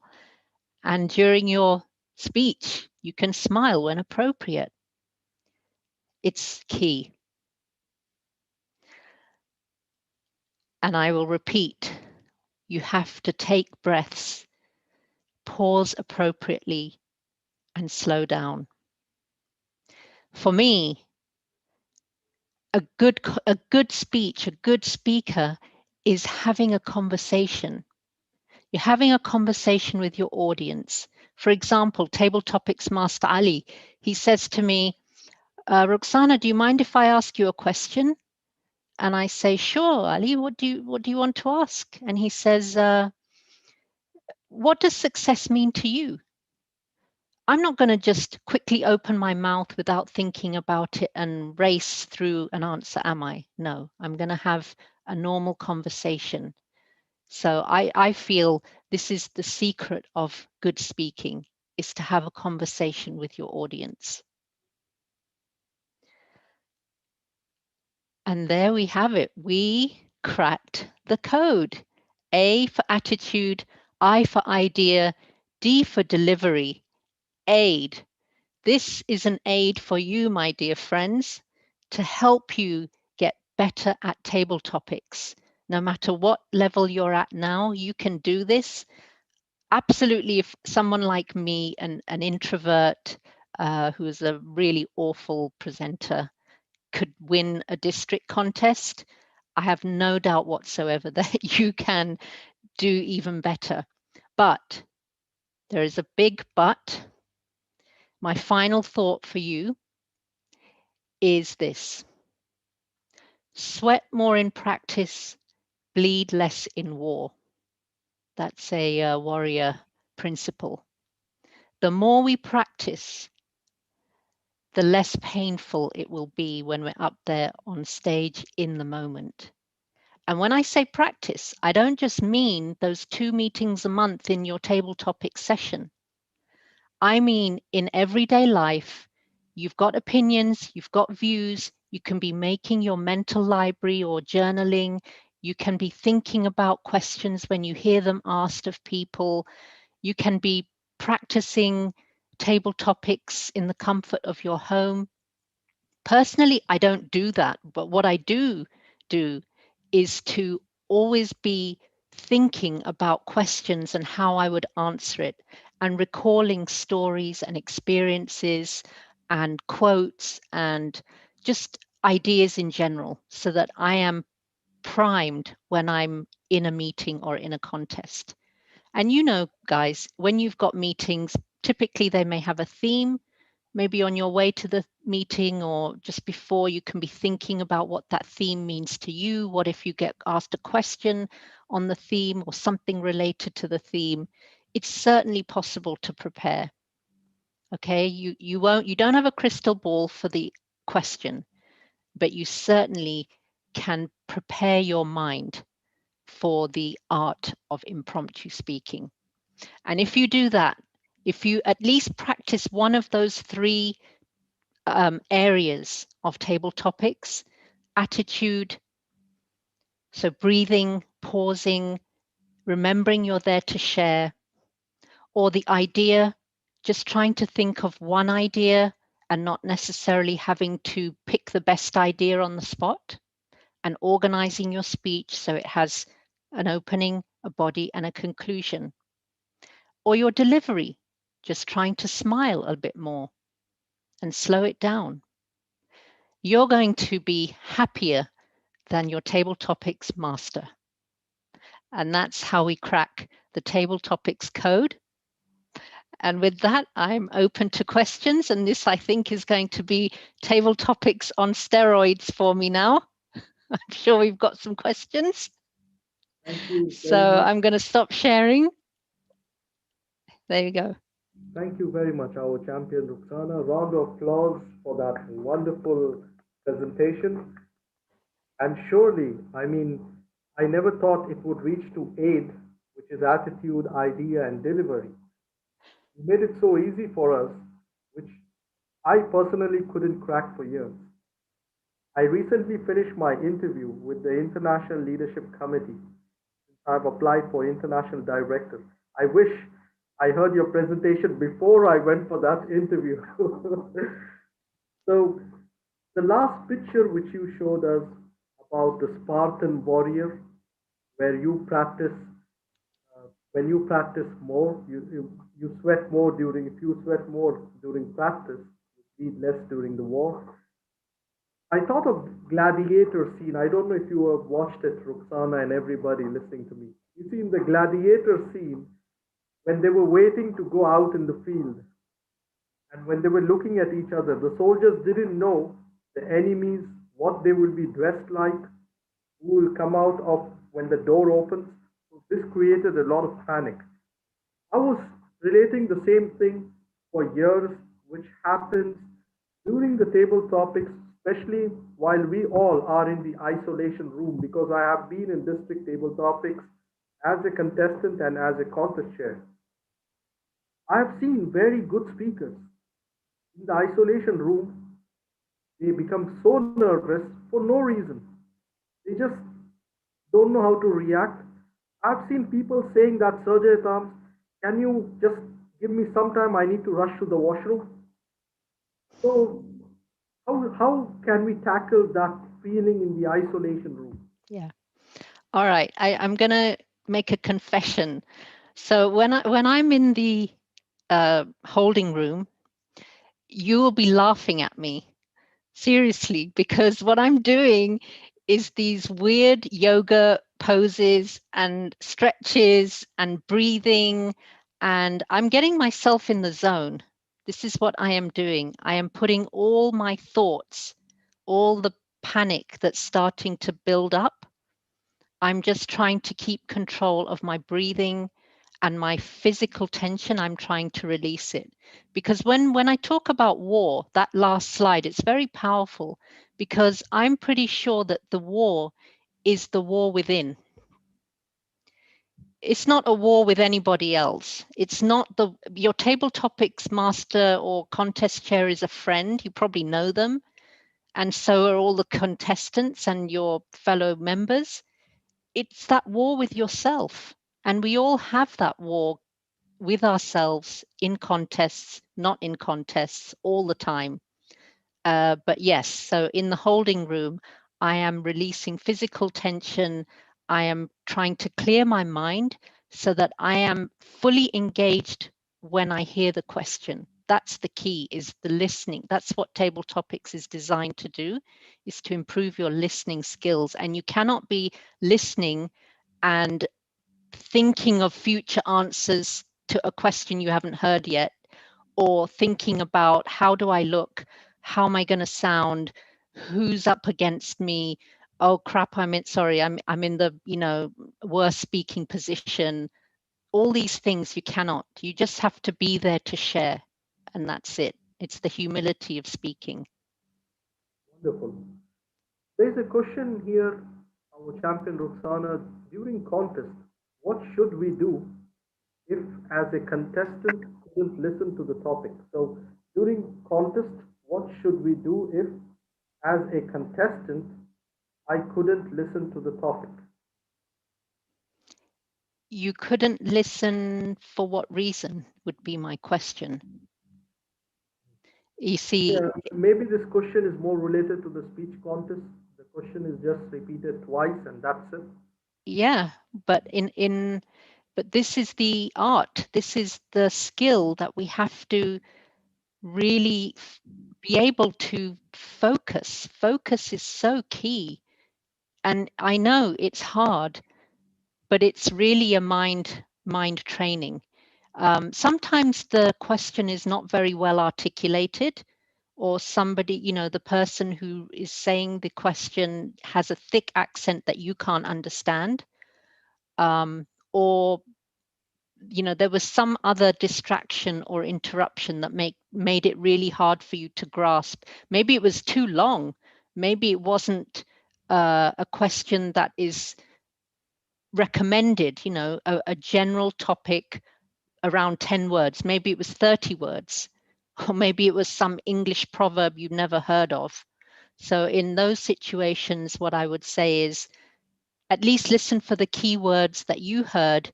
You interpret the question how you can, as best you can. And, you know, not every day we're going to win. We win some, we lose some, but it's through losing that we win. No one will die. You know, you won't die. It happens to us all. I agree. Do you think, Ruxana, people with different walks of life? I've seen at times a very experienced Toastmaster. We know this person knows the answer, but fails miserably in table topics. We know this person has the experience in sitting in the audience, but at the same time, I see a new Toastmaster just coming in with full energy, doing a great job, and winning the trophy. So does that has to do something with generation gap here, or a cup which is full and cup which is half full, something like this? No, I think it's absolutely everything to do with the pressure we put on ourselves. And this being an advanced Toastmasters club, I see many DTMs here. In fact, a DTM came to me and she said, you know what, I really struggle with table topics because everyone thinks because I'm a DTM, I should be able to nail table topics, and I still can't. And so that really makes senior Toastmasters in particular feel very insecure and increase the nervousness, increases the tension, because we increase that pressure on ourselves. And so I would say to all of us, as a newbie, maybe we don't have those inhibitions, right? Nobody expects anything of us. It's all about expectation. So when you're fresh and you're new, nobody is expecting much from you. You've got nothing to lose. Whereas when you're a lot more experienced, it feels like your whole reputation is at stake, your whole, you know, your name, your credibility as a DTM, if you mess up at table topics. And this is one of those fears that we have to battle. You know, on stage, sometimes publicly, yes, we will face embarrassment, but it's part of learning. We're always learning, and I think that's what I've been doing over the years. Actually, is trying to shed that pressure off myself to be perfect, to win, to get the answer right, to sound like I really know what I'm talking about. And, you know, there are guys and girls who are far more energetic on stage and they move around far more than I do. And they've got great vocal variety, better than I do. And so what? I'm just there to share. Excellent. Is it a good practice to repeat the topic at the beginning before answer? This is how I'm reading as I receive before answer, or is it better to jump into it as this might be marked less by judges? So is it a good practice to repeat the topic at the beginning before I answer, or is it better to jump into it as this might be marked less by the judges? Okay. Let me ask you, you've been to many contests, all of you. When you hear someone repeat the topic, what's going through your mind? That's what most of the contestants are doing, aren't they? You're not really standing out when you do that. If you want to repeat the topic, look, there's no shame to repeat the topic, especially if it helps you digest it and absorb it. But what I prefer to do is between the first and the second reading of the topic, I'm saying that topic to myself and coming up with my opening and my idea. I try to avoid repeating the topic at the beginning. I think it has much more impact when you come back to it in the close, because by then nobody's really thought about, okay, yeah, I know what this topic is generally about. But when you actually tie your answer directly to the question, it has so much more impact than when you repeat it at the beginning. As I said, I think repeating the question is a little bit of a weak opening, particularly at higher levels of competition. But again, there's no shame. And what I do is just at least say it if I need to say it, but hopefully I've been listening well enough that I don't need to repeat. I would say it in my head while I'm pausing, while I'm thinking. And, even a 1 second or 2 second silence or pause while you're thinking, it can improve your response 100%, 200%. Just that small window for you to grab a great idea. You may not be able to grab a great idea, it doesn't always come to you. But yeah, I try to avoid repeating the question, but sometimes you have to. I believe our listeners have benefited a lot, even our questioners. I wanted to ask one more, but since it's already read, I'll stop here unless the timer and the president permits.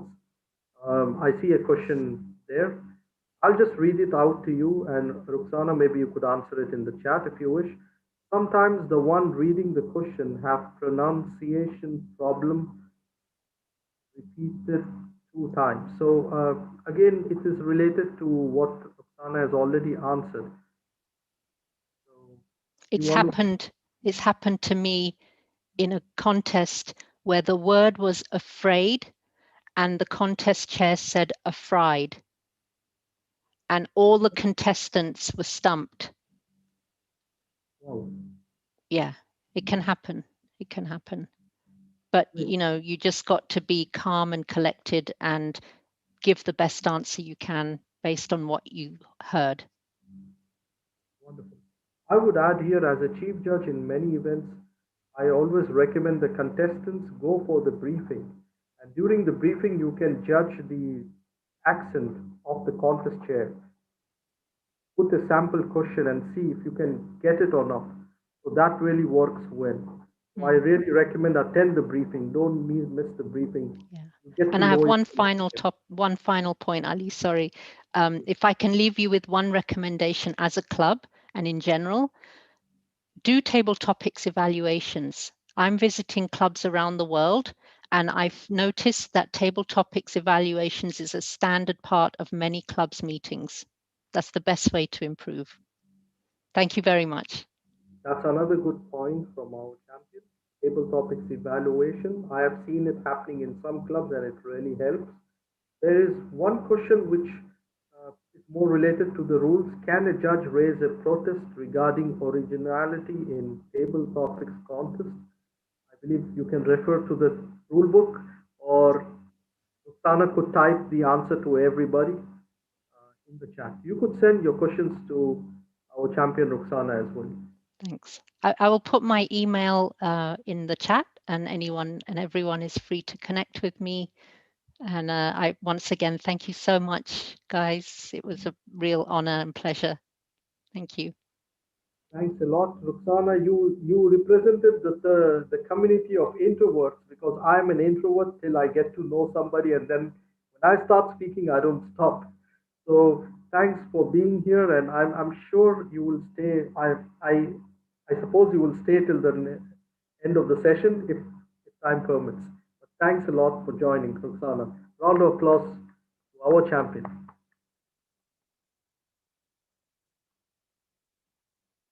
And now we move on to the next speaker, the third and the last speaker. We have 3 gems today, and now we are going to the last pillar of our educational session. Our speaker today, she's an MBA graduate from London, and she is also LLB. We have all attorneys and lawyers today and women empowerment seekers in our meeting. She has, in her accolades, she has a lot of achievements. And you can Google what these keywords mean. She's an attorney at law, CBF, and I'm sure she will explain what it means later. She's an ACS, I know what's ACS, and CL in Certified Success Trainer of her mentor, Jack Clanfield. She's the first and the only Sri Lankan who have been awarded full certification on success principles. Her vision is to empower individuals and organizations to create their own unique solutions to realize their goals, targets, and their full potential through proven coaching techniques. I will read something which is related to her goal. Her goal is to help you achieve your personal and business targets faster and easier than you can ever imagine. On a personal note, our speaker, she has a desire and a goal to empower 100,000 Sri Lankans by 2021, August 18th, midnight. And that's a wonderful goal. She's a successful trainer, professional speaker, entrepreneur, lawyer, and a lecturer. With a round of applause, let's welcome our third speaker, Donna Balasurya. Donna Balasurya. Thank you very much, Ali, for that glorious introduction. I'm definitely flattered by it. Well, just a small clarification that I'm sure you must be seeing me looking sideways all the time, but that is simply because I have a bigger screen connected to my laptop so that I can see you bigger and better. So don't think that I'm getting distracted out of the presentation. Right, let me share my presentation. Can you all confirm whether you can see my screen? Yes, we can see the screen. Thank you very much, Ali. Before I start my presentation, let me ask you this simple question. Why is your speaking voice important? That's the way we reach out. Okay, that's the way we reach out. Well done, Ali. Anybody else? We have a comment here in the chat session, especially in virtual contests. Why this not widely shared? Maybe it's related to, it just came in now. So you can unmute yourself and of course. Yeah. Please unmute yourself and just be free. This is, of course, going to be a very interactive session. I just want your simple answers. Why do you think your voice is important? It conveys the personality of the speaker. Very well done. It conveys the personality of the speaker. Anybody else? Conveys your emotions. Very well done. Conveys your emotions. Anybody else? It's the only way you can communicate with the others. Exactly. The only way that you can communicate is simply through your voice. So I can't disagree with any of your answers. As a speaker, your greatest tool is your voice. And every time you speak, your mind, your body, and the voice act as partners. Your voice, as most of you definitely correctly stated, that it is the primary link between you and your audience. And it's the medium of your message. Now, how do we really develop a voice that makes people listen? Now, this is the challenge, and this is what I would want to address in my presentation: how to develop a voice that makes people listen. So, for you to develop a voice that makes people listen, you need to know what sort of voice should you ideally have to make people listen. So, these are the qualities of an ideal voice. It must be a pleasant voice, natural, a dynamic voice. Now, let me add something here. It means that it's all about the energy, the enthusiasm that you give into your voice is what you mean by a dynamic voice. And your voice must be expressive. What does this mean? An expressive voice is a voice that communicates emotions. And it must be, of course, be easily heard.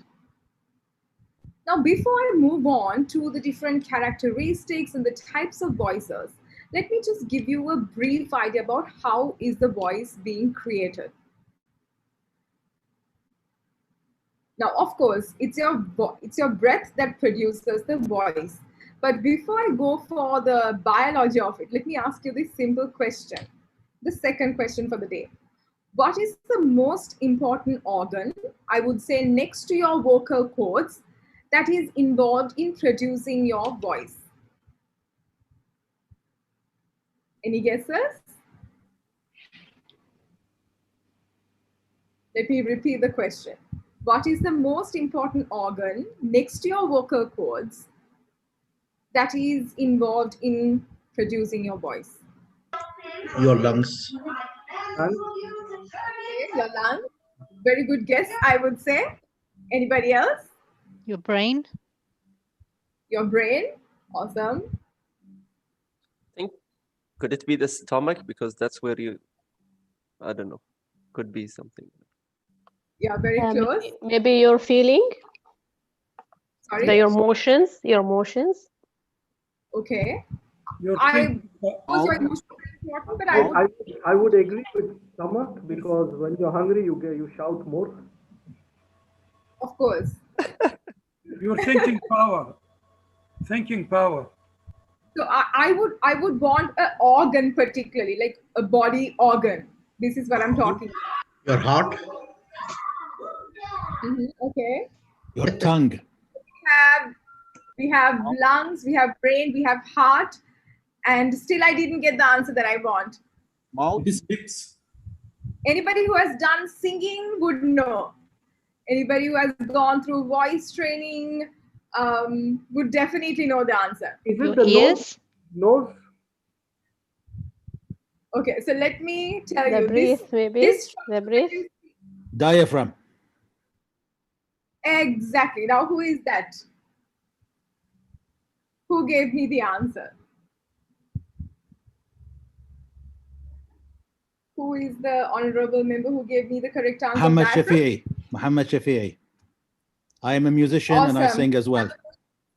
That's why I know. Awesome. Probably if we have time, we can do a duet together. So let's give a round of applause to him. Very well done. So now this is one of the most important organs that is involved in producing your voice. That is the diaphragm. So if you have done voice training, you would definitely know, your voice trainers will always tell you to sing from the diaphragm, don't sing from your throat, because it is believed that the quality of the voice that you generate from the diaphragm is of much higher quality than the voice that you generate simply from the throat. So that's why even as speakers, we need to put up a special effort to strengthen our diaphragm muscles. So I'll just quickly explain the mechanism in which how your voice is produced. Now, don't worry, Toastmasters, I'm not going to start a biology lesson here. This is simply to explain you how is your voice created. Now, this diaphragm, as you saw in the previous diagram, it's a dome-shaped structure. It's located right below your lungs. So what will happen is when you breathe in, your diaphragm will get a flattened shape to give more room to the air in the abdominal cavity. And then when you look into the second diagram, you will see the second diagram B, where when you're exhaling, the diaphragm will get a much curved shape to help push out air from the system. So that means the exhaled air is getting pushed out, is getting all the strength to leave the system from the diaphragm muscles. Now, I would like to do a little breathing exercise. I know that Ruxana wanted to really do, but then she didn't have time. So let me fill up the gap for her. So now, this is what we are going to do. We are going to do a small activity. And it is generally said, as humans, naturally, we make use only 20% of our lung capacity, which is not good. So it's time that we purposefully breathe and ensure that we make use of the maximum lung capacity. So in this activity, I would ask you to breathe in. And when I ask you to breathe in some more, you will breathe in some more as much as you can. And when I ask you to breathe out, you will breathe out. So how you're going to do it is, you will breathe in from your nose and you will breathe out from your mouth. So it should sound like this. And since I want to see all the beautiful, handsome faces in this meeting, I would like to see all of you breathing in and out. So I would really love to see all your faces if you all can switch on the videos as well. Awesome. Awesome. Okay. So when you're breathing in, you need to breathe in as much as possible. So literally your bellies should expand. And when you're breathing out, you will breathe out from your mouth. Are you ready? I hope everyone is ready. Okay, so here we go. 1, 2, 3. Breathe in. Breathe in. Breathe in some more. Breathe out. Okay, so I would want you to unmute yourselves as well so that I can hear you breathing. Don't ask us to I laugh see then. Zara laughing so hard. Yeah. Okay, can I have you all unmute yourselves so that I can hear you breathing? Awesome. Okay. Okay. So here we go. 1, 2, 3, start. Breathe in. Breathe in some more. Breathe out. Okay. Awesome. Very well done. I love the energy of the timer in this meeting. Now we are going to do a small modification to this. The modification is that you will breathe in some more, and instead of breathing out, you will sing. Okay, so it can be any note that you're comfortable with. Are we all clear? Instead of breathing out, you will sing. So I would prefer if all of you can unmute so that probably we can form a Bahrain choir from this point onwards. All right, so here we go. 1, 2, 3, start. Breathe in. Breathe in some more. Sing. Oh, where are the beautiful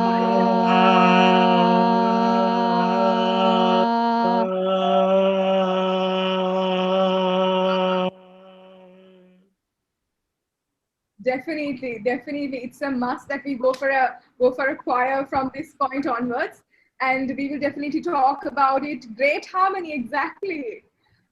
We will talk about it right after my presentation. Now, this is how your voice is produced. So what I wanted to do out of that activity is to show you that it is the exhaled voice, exhaled air that is coming out of your system. When it vibrates the vocal cords, it produces your voice. And now let us take a look at the different types of voices that we come across. Number 1 is, do you whisper or do you boom? Now, what does this mean? I'm sure you must have come across different types of speakers like this. There can be speakers who speak so loud that they literally would make the first few seats of the audience go deaf by the end of the presentation. And there are also speakers who literally whispers or who speaks with a fading voice, which is a close cousin of a whisper. Now, if you're a good speaker, you would definitely know to moderate your volume based on the audience that you're speaking to. But of course, if it's a virtual meeting like this, you must check your mics well and to see whether you're audible enough. But other than that, there is no such moderation you will have to do. But if you're addressing an audience face to face, definitely you will have to moderate the volume based on the audience. Now, even if your speech can be the best speech on earth, still if your audience cannot hear you, there is no point of such a great speech. And make sure that your audience can hear you well, because most of the time when we speak, we can hear ourselves very well. But it might not be the same case with regard to your audience, so make sure that you're audible enough. And also the variation of the volume of your voice can be used to add different effects in your speech. For instance, if you want to amplify your emotions, you can speak loud. And if you want to draw close attention to what you're saying, you can always lower your volume. Now, let me do this small activity, which I think is quite interesting, how your emotions can come out based on the volume variety. Let me do this activity once for you. I will just do it in my own style, but of course, I would love to have a volunteer from the audience to do the same activity using your own style, and it doesn't have to be mine. All right, so here we go. When I got to the theater, I found out that the movie was sold out. I was so angry. I have been waiting to see that movie 3 months, and tonight is my only day off all week. If only I had bought my ticket earlier. I tried to bargain with the ticket taker, but he would not even listen to me. First, I offered him $10 to let me in. Then I promised to stay after the show and help clean up all the popcorn and M&Ms on the floor of the theater. I can't believe he didn't accept my offer. So this is how I would do it. Vary the volume and then come out with your emotions. Anybody who would like to try it out? So all you've got to do is add a little bit of volume variety to bring out the emotions. Anybody who would like to volunteer?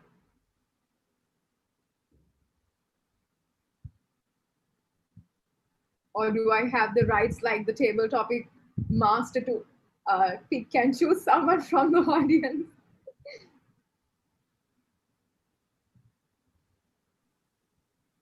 Anybody who would like to try this activity? Come on. I'm sure there is that. Can I nominate? Of course. I nominate DTM Zahra Yusuf. Awesome. So Sarah, would you like to take the chance?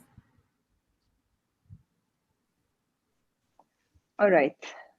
So, yeah.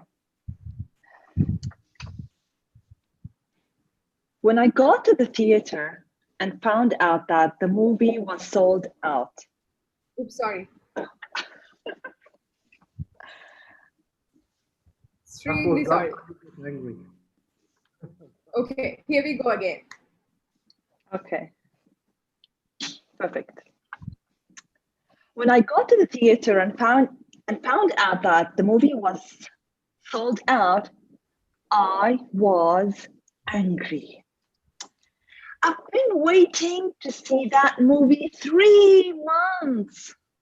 And tonight is my only day of all. If only I had bought my ticket earlier. I tried to bargain with the ticket taker, but he would not even listen to me. First, I offered him $10 to let me in.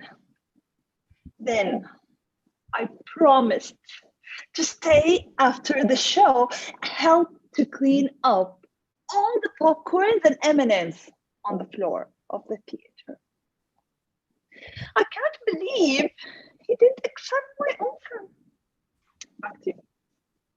Awesome, very well done. I think she deserves a big round of applause. Very well done. So, of course, I'm expecting so many more volunteers for the next few activities, and I think that's a great start. Very well done. And now, what we just went through was the variety of the volume.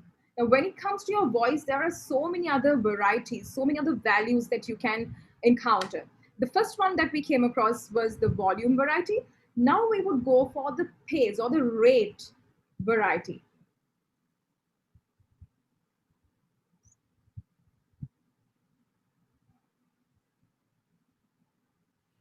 All right, so do you trudge like a turtle or do you race like a rabbit? Now, I'm sure you must have encountered speakers who speak very slow. Now, remember, if you are speaking very slow at a very lower rate, that means you're definitely going to allow the audience to daydream. But as opposed to if you're speaking very fast, just like a rabbit, this is what your audience would ultimately understand, which means you'll be bombarding the audience with too much information. So again, as a good speaker, you should know to have a moderate rate of speaking as you see in this scale. And this is, of course, a chart that you can see, which is drawn by Jeremy Donovan on how your volume against rate of the voice can really come out with different types of messages to the audience. For instance, if your volume is high and if your rate is low, you might sound authoritative. And if your volume is high and if your rate is fast, you might sound passionate about what you're speaking. And if your volume is less and if your rate is fast, you might sound very calming to the audience. And if your volume is less and if your rate is fast, you might sound suspenseful. So this is, I think, as speakers, for us to, it's good if we can know about these and incorporate these into our speeches so that we would exactly know what is the message that we would want to communicate to the audience. And now we went through the volume variety, we went through the rate variety, and now we would go to the pitch variety. So that's where, of course, I would ask the question, are you monotonous or are you melodious?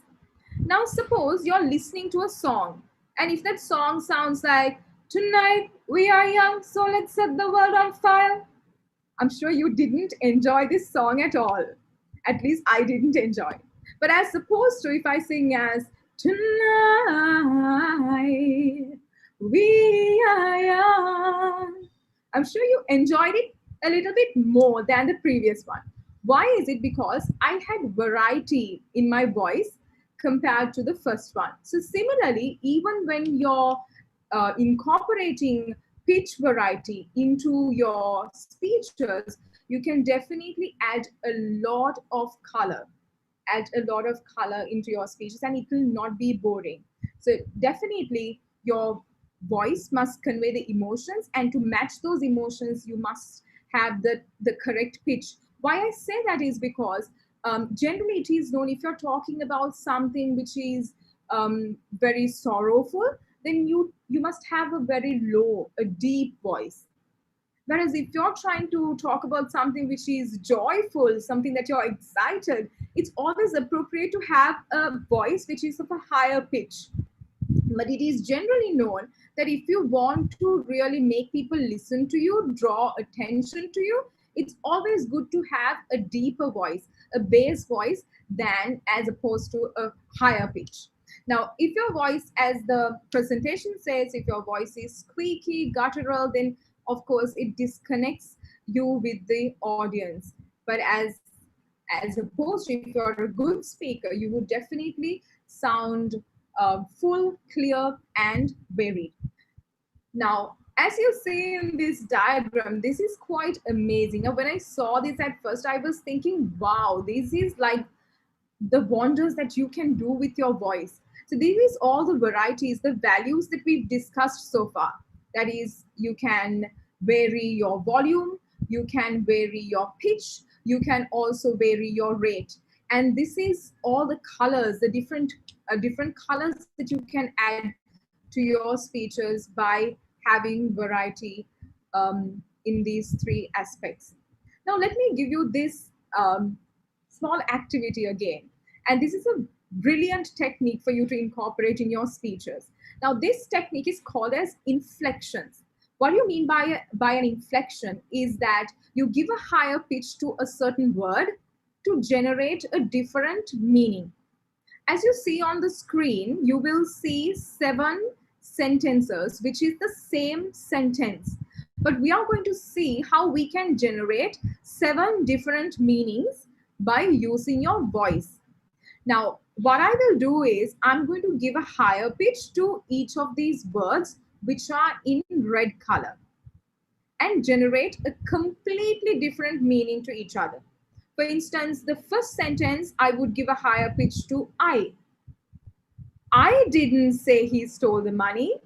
Simply to say, I didn't say, someone else did say he stole the money. The second one, I didn't say he stole the money. So you're giving a higher pitch to the word didn't to simply say, I didn't say.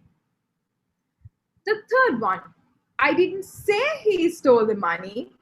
Maybe you didn't say it, but through non-verbal communication, maybe by rolling your eyes, you showed it's him who stole the money, but you didn't say it.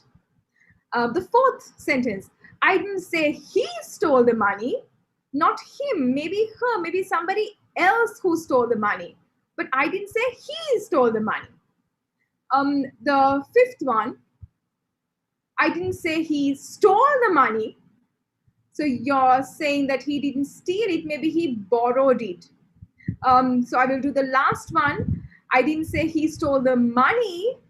Maybe he didn't steal the money, but maybe he stole a phone, a wallet, or something else. So I think it's an amazing activity. Anybody else who would like to try maybe 1 or 2 sentences from here? Maybe the club treasurer can try this because it's all about money. Of course, it's all about money. Can the club treasurer try out? Maybe let's say the fourth sentence.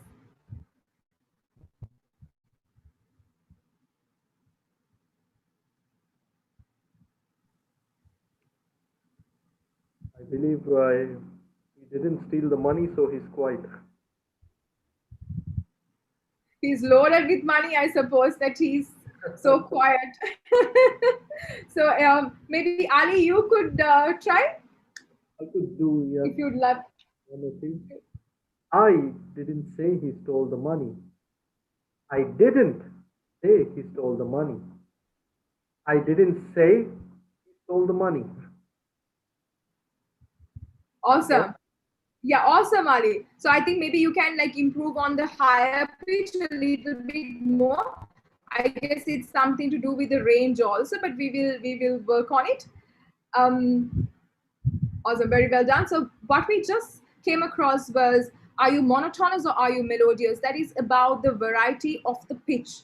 So dear Toastmasters, now so far we've done about your voice 3 different types of varieties. That is how you can vary your volume, how you can vary your rate, and how you can vary your pitch.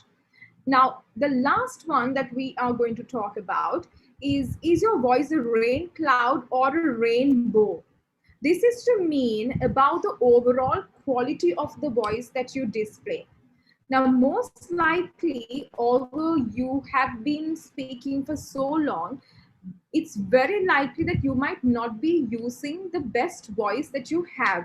So it requires a little bit of practice to come out with this voice which is ideal for you. Because as one of the Toastmasters at the beginning correctly said, your voice really reflects your personality. So it's very important that you work on your voice if you really want to make people listen to you when you're young as well as when you're old. So definitely, these are few techniques that which I will come into a little later. And your voice definitely is important to maintain the connection with the audience, and you would agree more than any other days, especially when it comes to Zoom meetings, it's your voice plays a bigger role than your body language. Hence, it's time that we all of us think about the voice and do a little bit of enhancements to it. Now, as I was telling before, this is about the overall quality of your voice, and which has to do with, which is something to do with the tone of your voice. Now, your tone will definitely again determine the message that you're trying to put out. For instance, this activity, the first one, especially if you see that you can come up with two different emotions by varying your tone. For instance, I appreciate all you have done for me, and I hope to return the favor someday. This is your very sincere, you're very genuine. But if I have this very sarcastic attitude, then it can sound sarcasm as well. I appreciate all what you have done for me, and I hope to return the favor someday. So that is me being sarcastic. And you can also show resentment with your attitude. Kindness? Do you call this kindness? I wouldn't treat a stray dog the way you've treated me. And when you want to resemble depth and something serious, you can always have a very deep voice. And this is how I would show conviction and deep feeling. If each of us to do one kind thing for someone else every day, we would help make the world a better place to live. So I would take a lower pitch, a deep tone when I want to convey something serious. And that is basically about the different types of voices. And I would also like to add a little bit about mumblitis. I'm sure most of you might be knowing what is mumblitis. And if you do not know what is mumblitis, this is basically to mean mumbling. If you're swallowing your words, that means, and if your words are very, if it's not showing any distinctness between what you're trying to say between the words, that means you have mumblitis. And if you're swallowing the words, that means you have mumblitis. So if you're a good speaker, you would avoid mumbling, and that's why you need correct articulation. So articulation, we have pronunciation and enunciation. So pronunciation is the utterance of the words, and enunciation is the overall sound, the clarity, the fullness that you're giving to the words. And especially in English language, we know that there are words which closely resemble, such as effect, affect, principle, principle. So these words, if you do not articulate properly, you might not communicate the right message to the audience. So it's very important as speakers, we also focus on correct articulation. Well, that is about the different types of voices. Now let me move on to different techniques. Quickly, few techniques that you can do.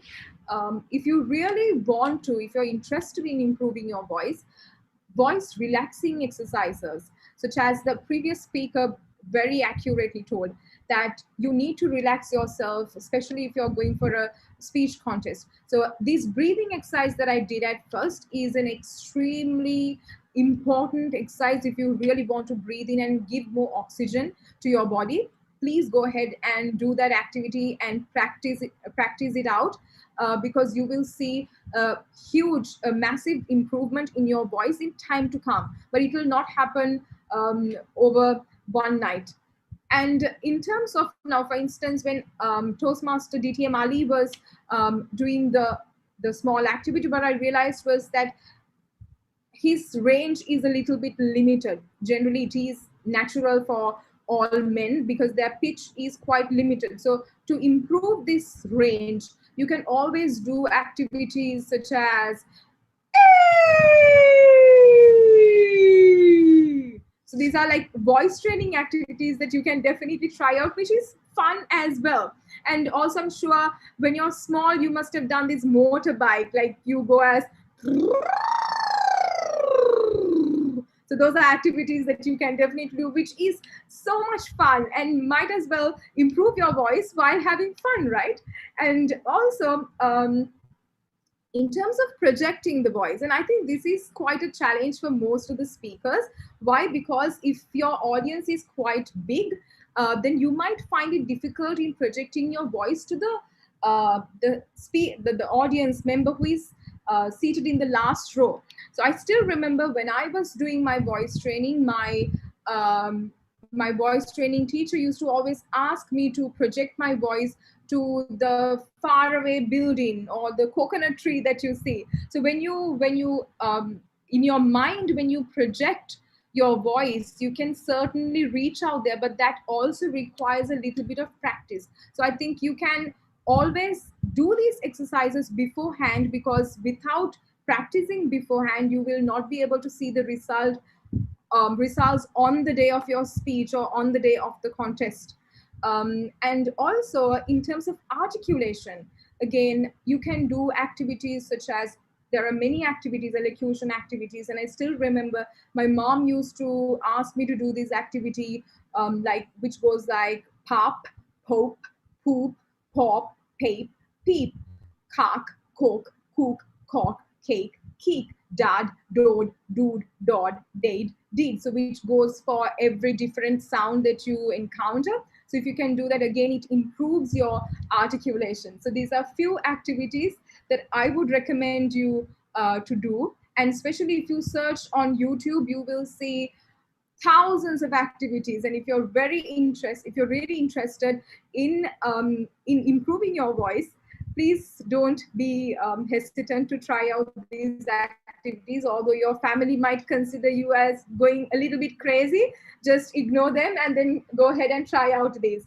And of course, making use of your voice, the pitch variety, pauses, and the volume, loudness variety will definitely help you spice up your speaking. And duration variety is to do with the duration that you give to the words. For instance, if I say DTM Ali is far away, so I drag the word far to bring out the message. Or if I say I'm feeling lazy today, so I drag the word lazy to say that this is how I'm actually feeling, to bring out the emotions. And so like that, you can, of course, spice up your speaking. And as I said before, the purpose of my presentation was to make you develop a voice that makes people, that make people listen. And so these are the things that, not only the skills in terms of your voice, but also you need to focus on the content of what you're speaking as well. And this is something that I always tell my audience, that whenever you get to speak, avoid judging, complaining, talking about anything negative, then excuse making, also dogmatism and gossip. Avoid these things, and definitely you will give out that positive vibe that makes people listen to you. And with that, I hope that you would carry out most of these, at least one or two of these activities, and show some interest in developing your voice, so that you also can say that, as much as I do, that I love my voice. Over to you, DTM Ali. Thank you, our wonderful speaker, Master Donna. Round of applause for her. We had different categories today. We learned so much ins and tools and techniques, ins and out. I would say the mechanics, the technicalities, and preparing yourself spiritually and emotionally for speaking, whether impromptu or otherwise. So here is one question which comes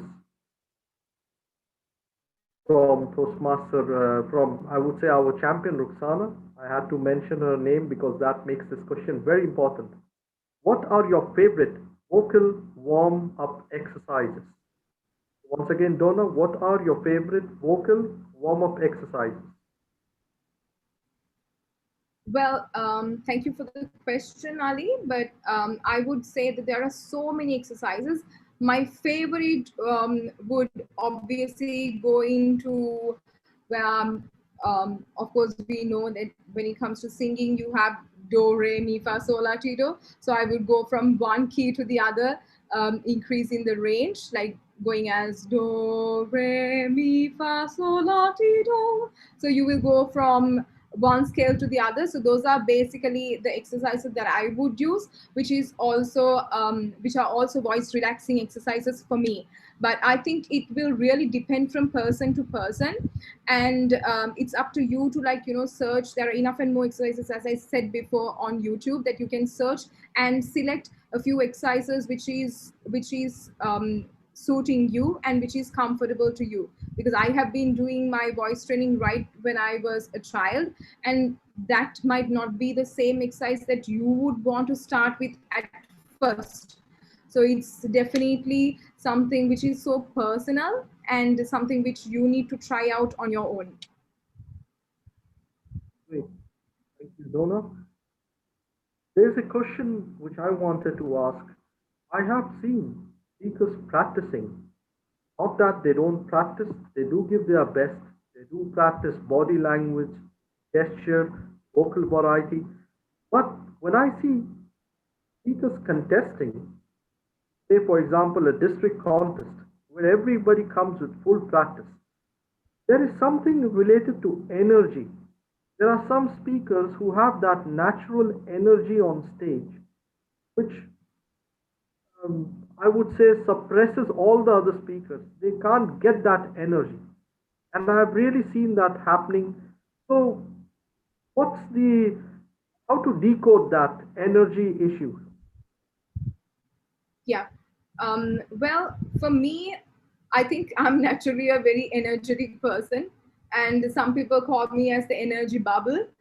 But in terms of developing the energy, I would say it's all about the enthusiasm that you give into what you're trying to do, right? The energy, the enthusiasm that you're giving to what you're trying to say. So most of the speakers, I don't think they are placing enough importance on vocal variety. I know that speakers focus on the body language and the content, but that same importance is not really given to the vocal variety and your voice. So it is your voice that mostly gives out that energy. Even when it comes to your body language, it's that energy that you transform, the energy that you get from your voice, that you transform into your body language as well. So most of the time I feel like the speakers fail to show that energy because there is less prioritization of your voice. And I think if you focus a little bit more on maintaining the same energy, I think that is so important.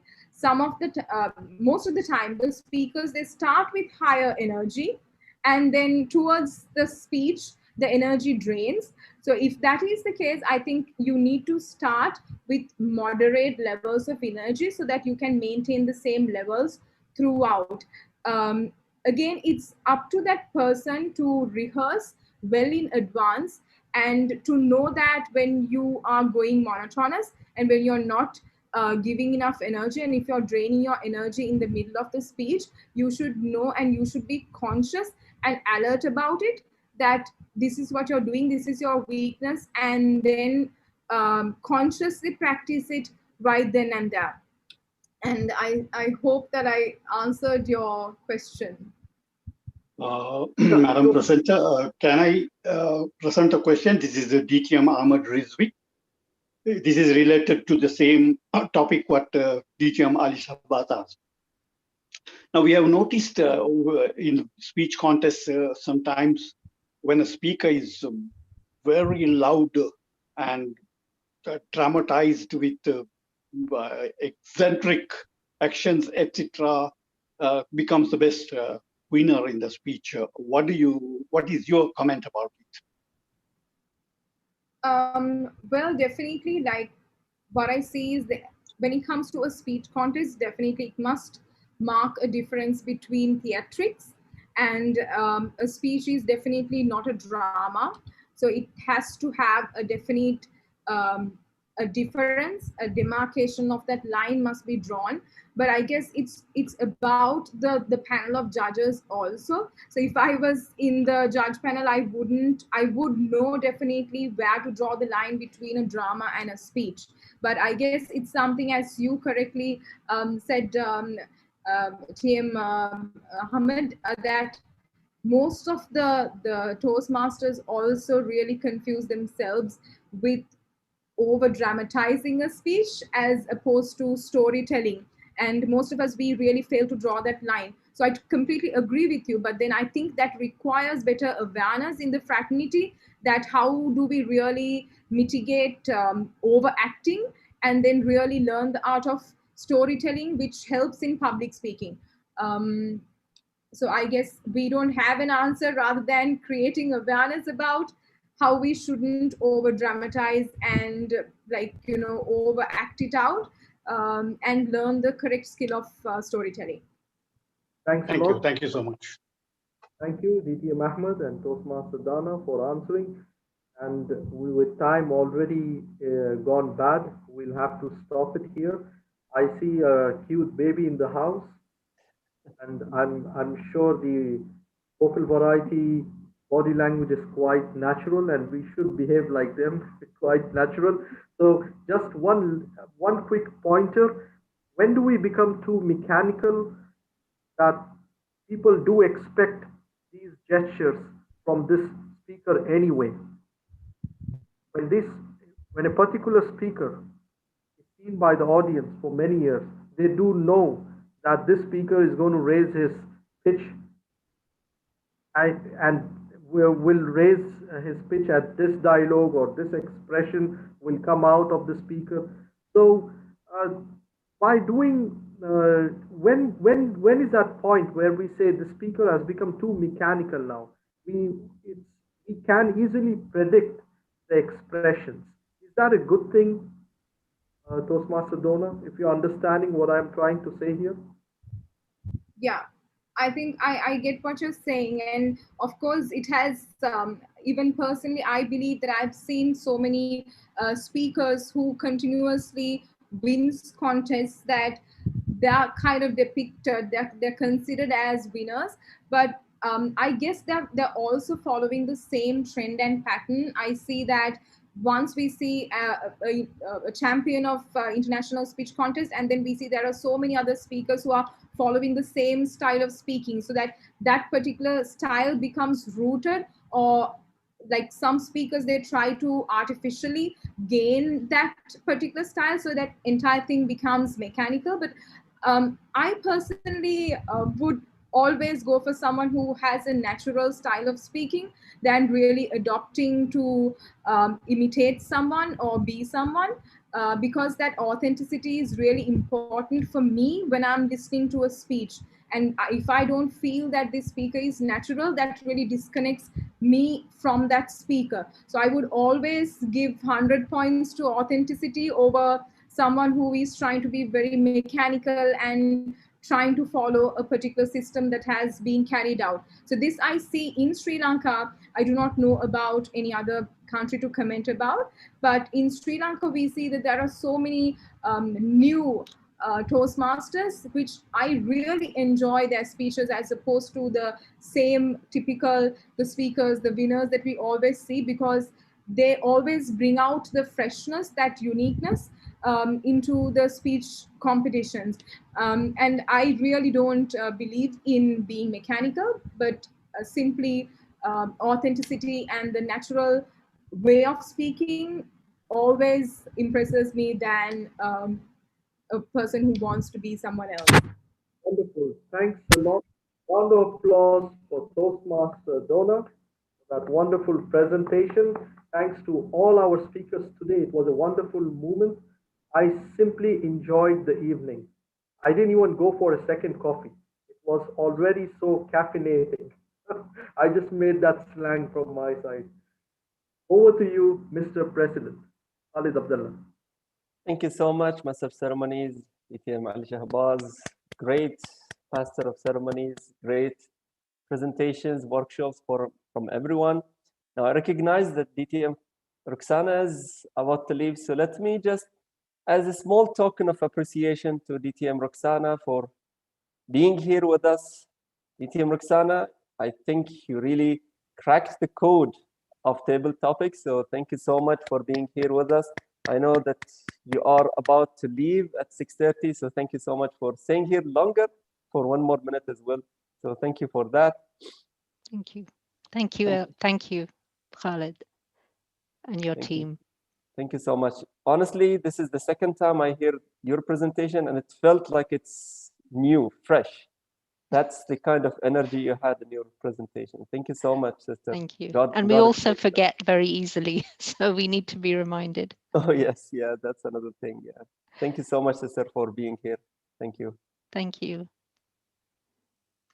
I don't see our first presenter, but she also did a marvelous job.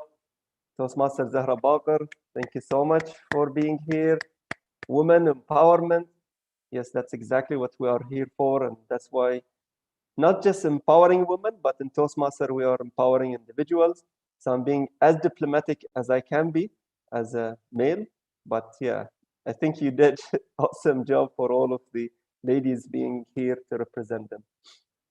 So let me move on to the last, but definitely not the least. Just I need to go next here. Oh, yes. Wow. I felt I just wanted to sing after that.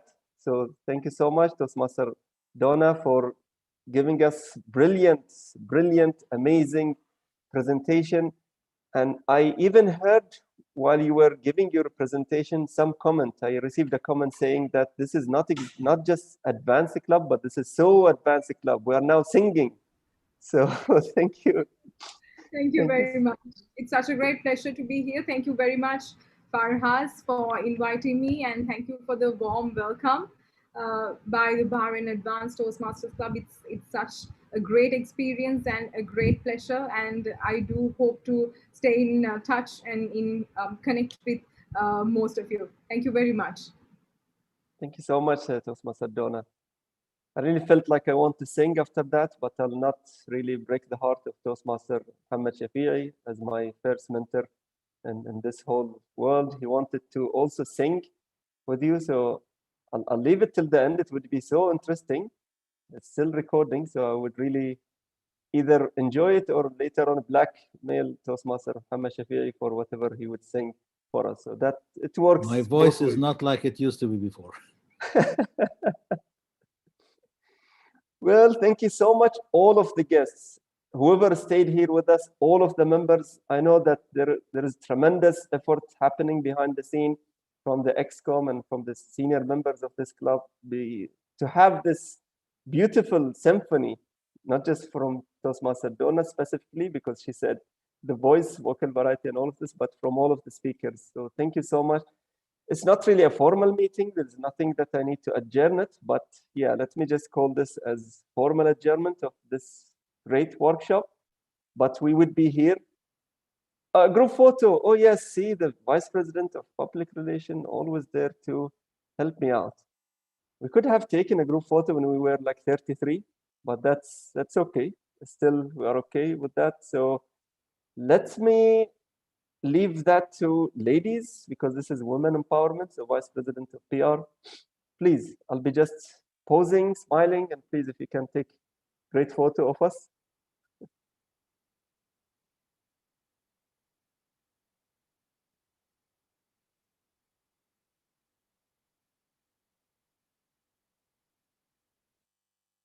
Great. Done. I think she is done. Excellent. One more with Toastmaster Farouk because his picture didn't show. Okay, just one more. Okay. See how professional our Vice President of Public Relations. Let's just smile.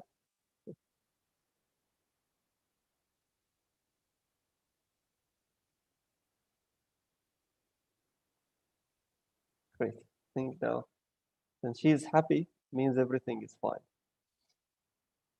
Good. So let's hear right now from our guests who we could not really hear from initially. Whoever wants to, of course, excuse themselves I'm really grateful for all of you being here. Thank you so much for being here. But we would really love to hear from the guest, and why not even our members.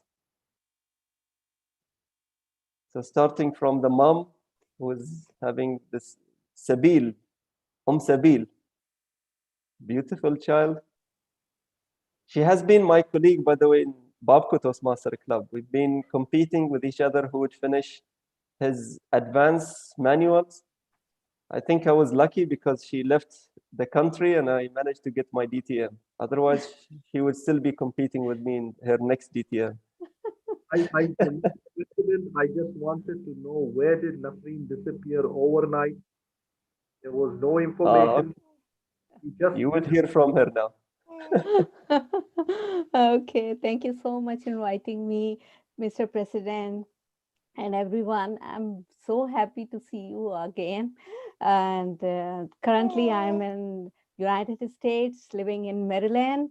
And I got married in 2018, and I left Babco, Bahrain, and I came to US. And this is my baby, 6 months old baby. Now I am settled here, and I'm working with the Montgomery County Housing Commission as a IT manager, and working next to CIO. So I'm happy here, and this is my small word now. I left Toastmaster because I couldn't got chance here to join again, but I'm really looking forward someday, somewhere I may join this Toastmaster back again, and I will complete my DTM. So thank you, and God bless you all. Thank you so much. I think even your son is playing nice symphony. Sure, Yeah. Toastmaster Donna is happy with hearing that symphony. Let's hear from another Babco as well, Toastmaster. Now we heard from an ex-Toastmaster, Babco Toastmaster member. Now we have an active Toastmaster member, Toastmaster Alpesh. Want to share something? Right. Good evening to everyone. Good evening. First of all, thank you, Toastmaster Khalid, for inviting me for this meeting. Last time I missed that, and this time I ensure that I'll attending that. I had a lot of commitment for today, and I was busy with some other activity. All the way, I couldn't keep my video on. However, I couldn't keep my ears away from audio. Awesome. It's 2 years in Babco Toastmaster Club. I haven't attended any meeting like this, and I passed message to Toastmaster Khalid Abdullah that this is not an advanced Toastmaster club. This is extra advanced Toastmaster club. Super. No words more than that, and I would love to join it again many more times. Thank you. Thank you so much, Toastmaster Alpesh. You can always join it as well as a member if you wish. So no rush. We would be waiting for you. My pleasure. Thank you. Thank you so much, Toastmaster Alpesh. Maybe we can hear from Mr. Monk. Okay. Can you hear us, Mr. Monk? Or, okay, let me turn to, okay. We left. We had also one guest who also left. DTM Abdul Nabi, you're not a guest. Area 4 director. You can always enrich us with your feedback. And I know how it feels. DTM Abdul Nabi has his phone with him wherever he goes.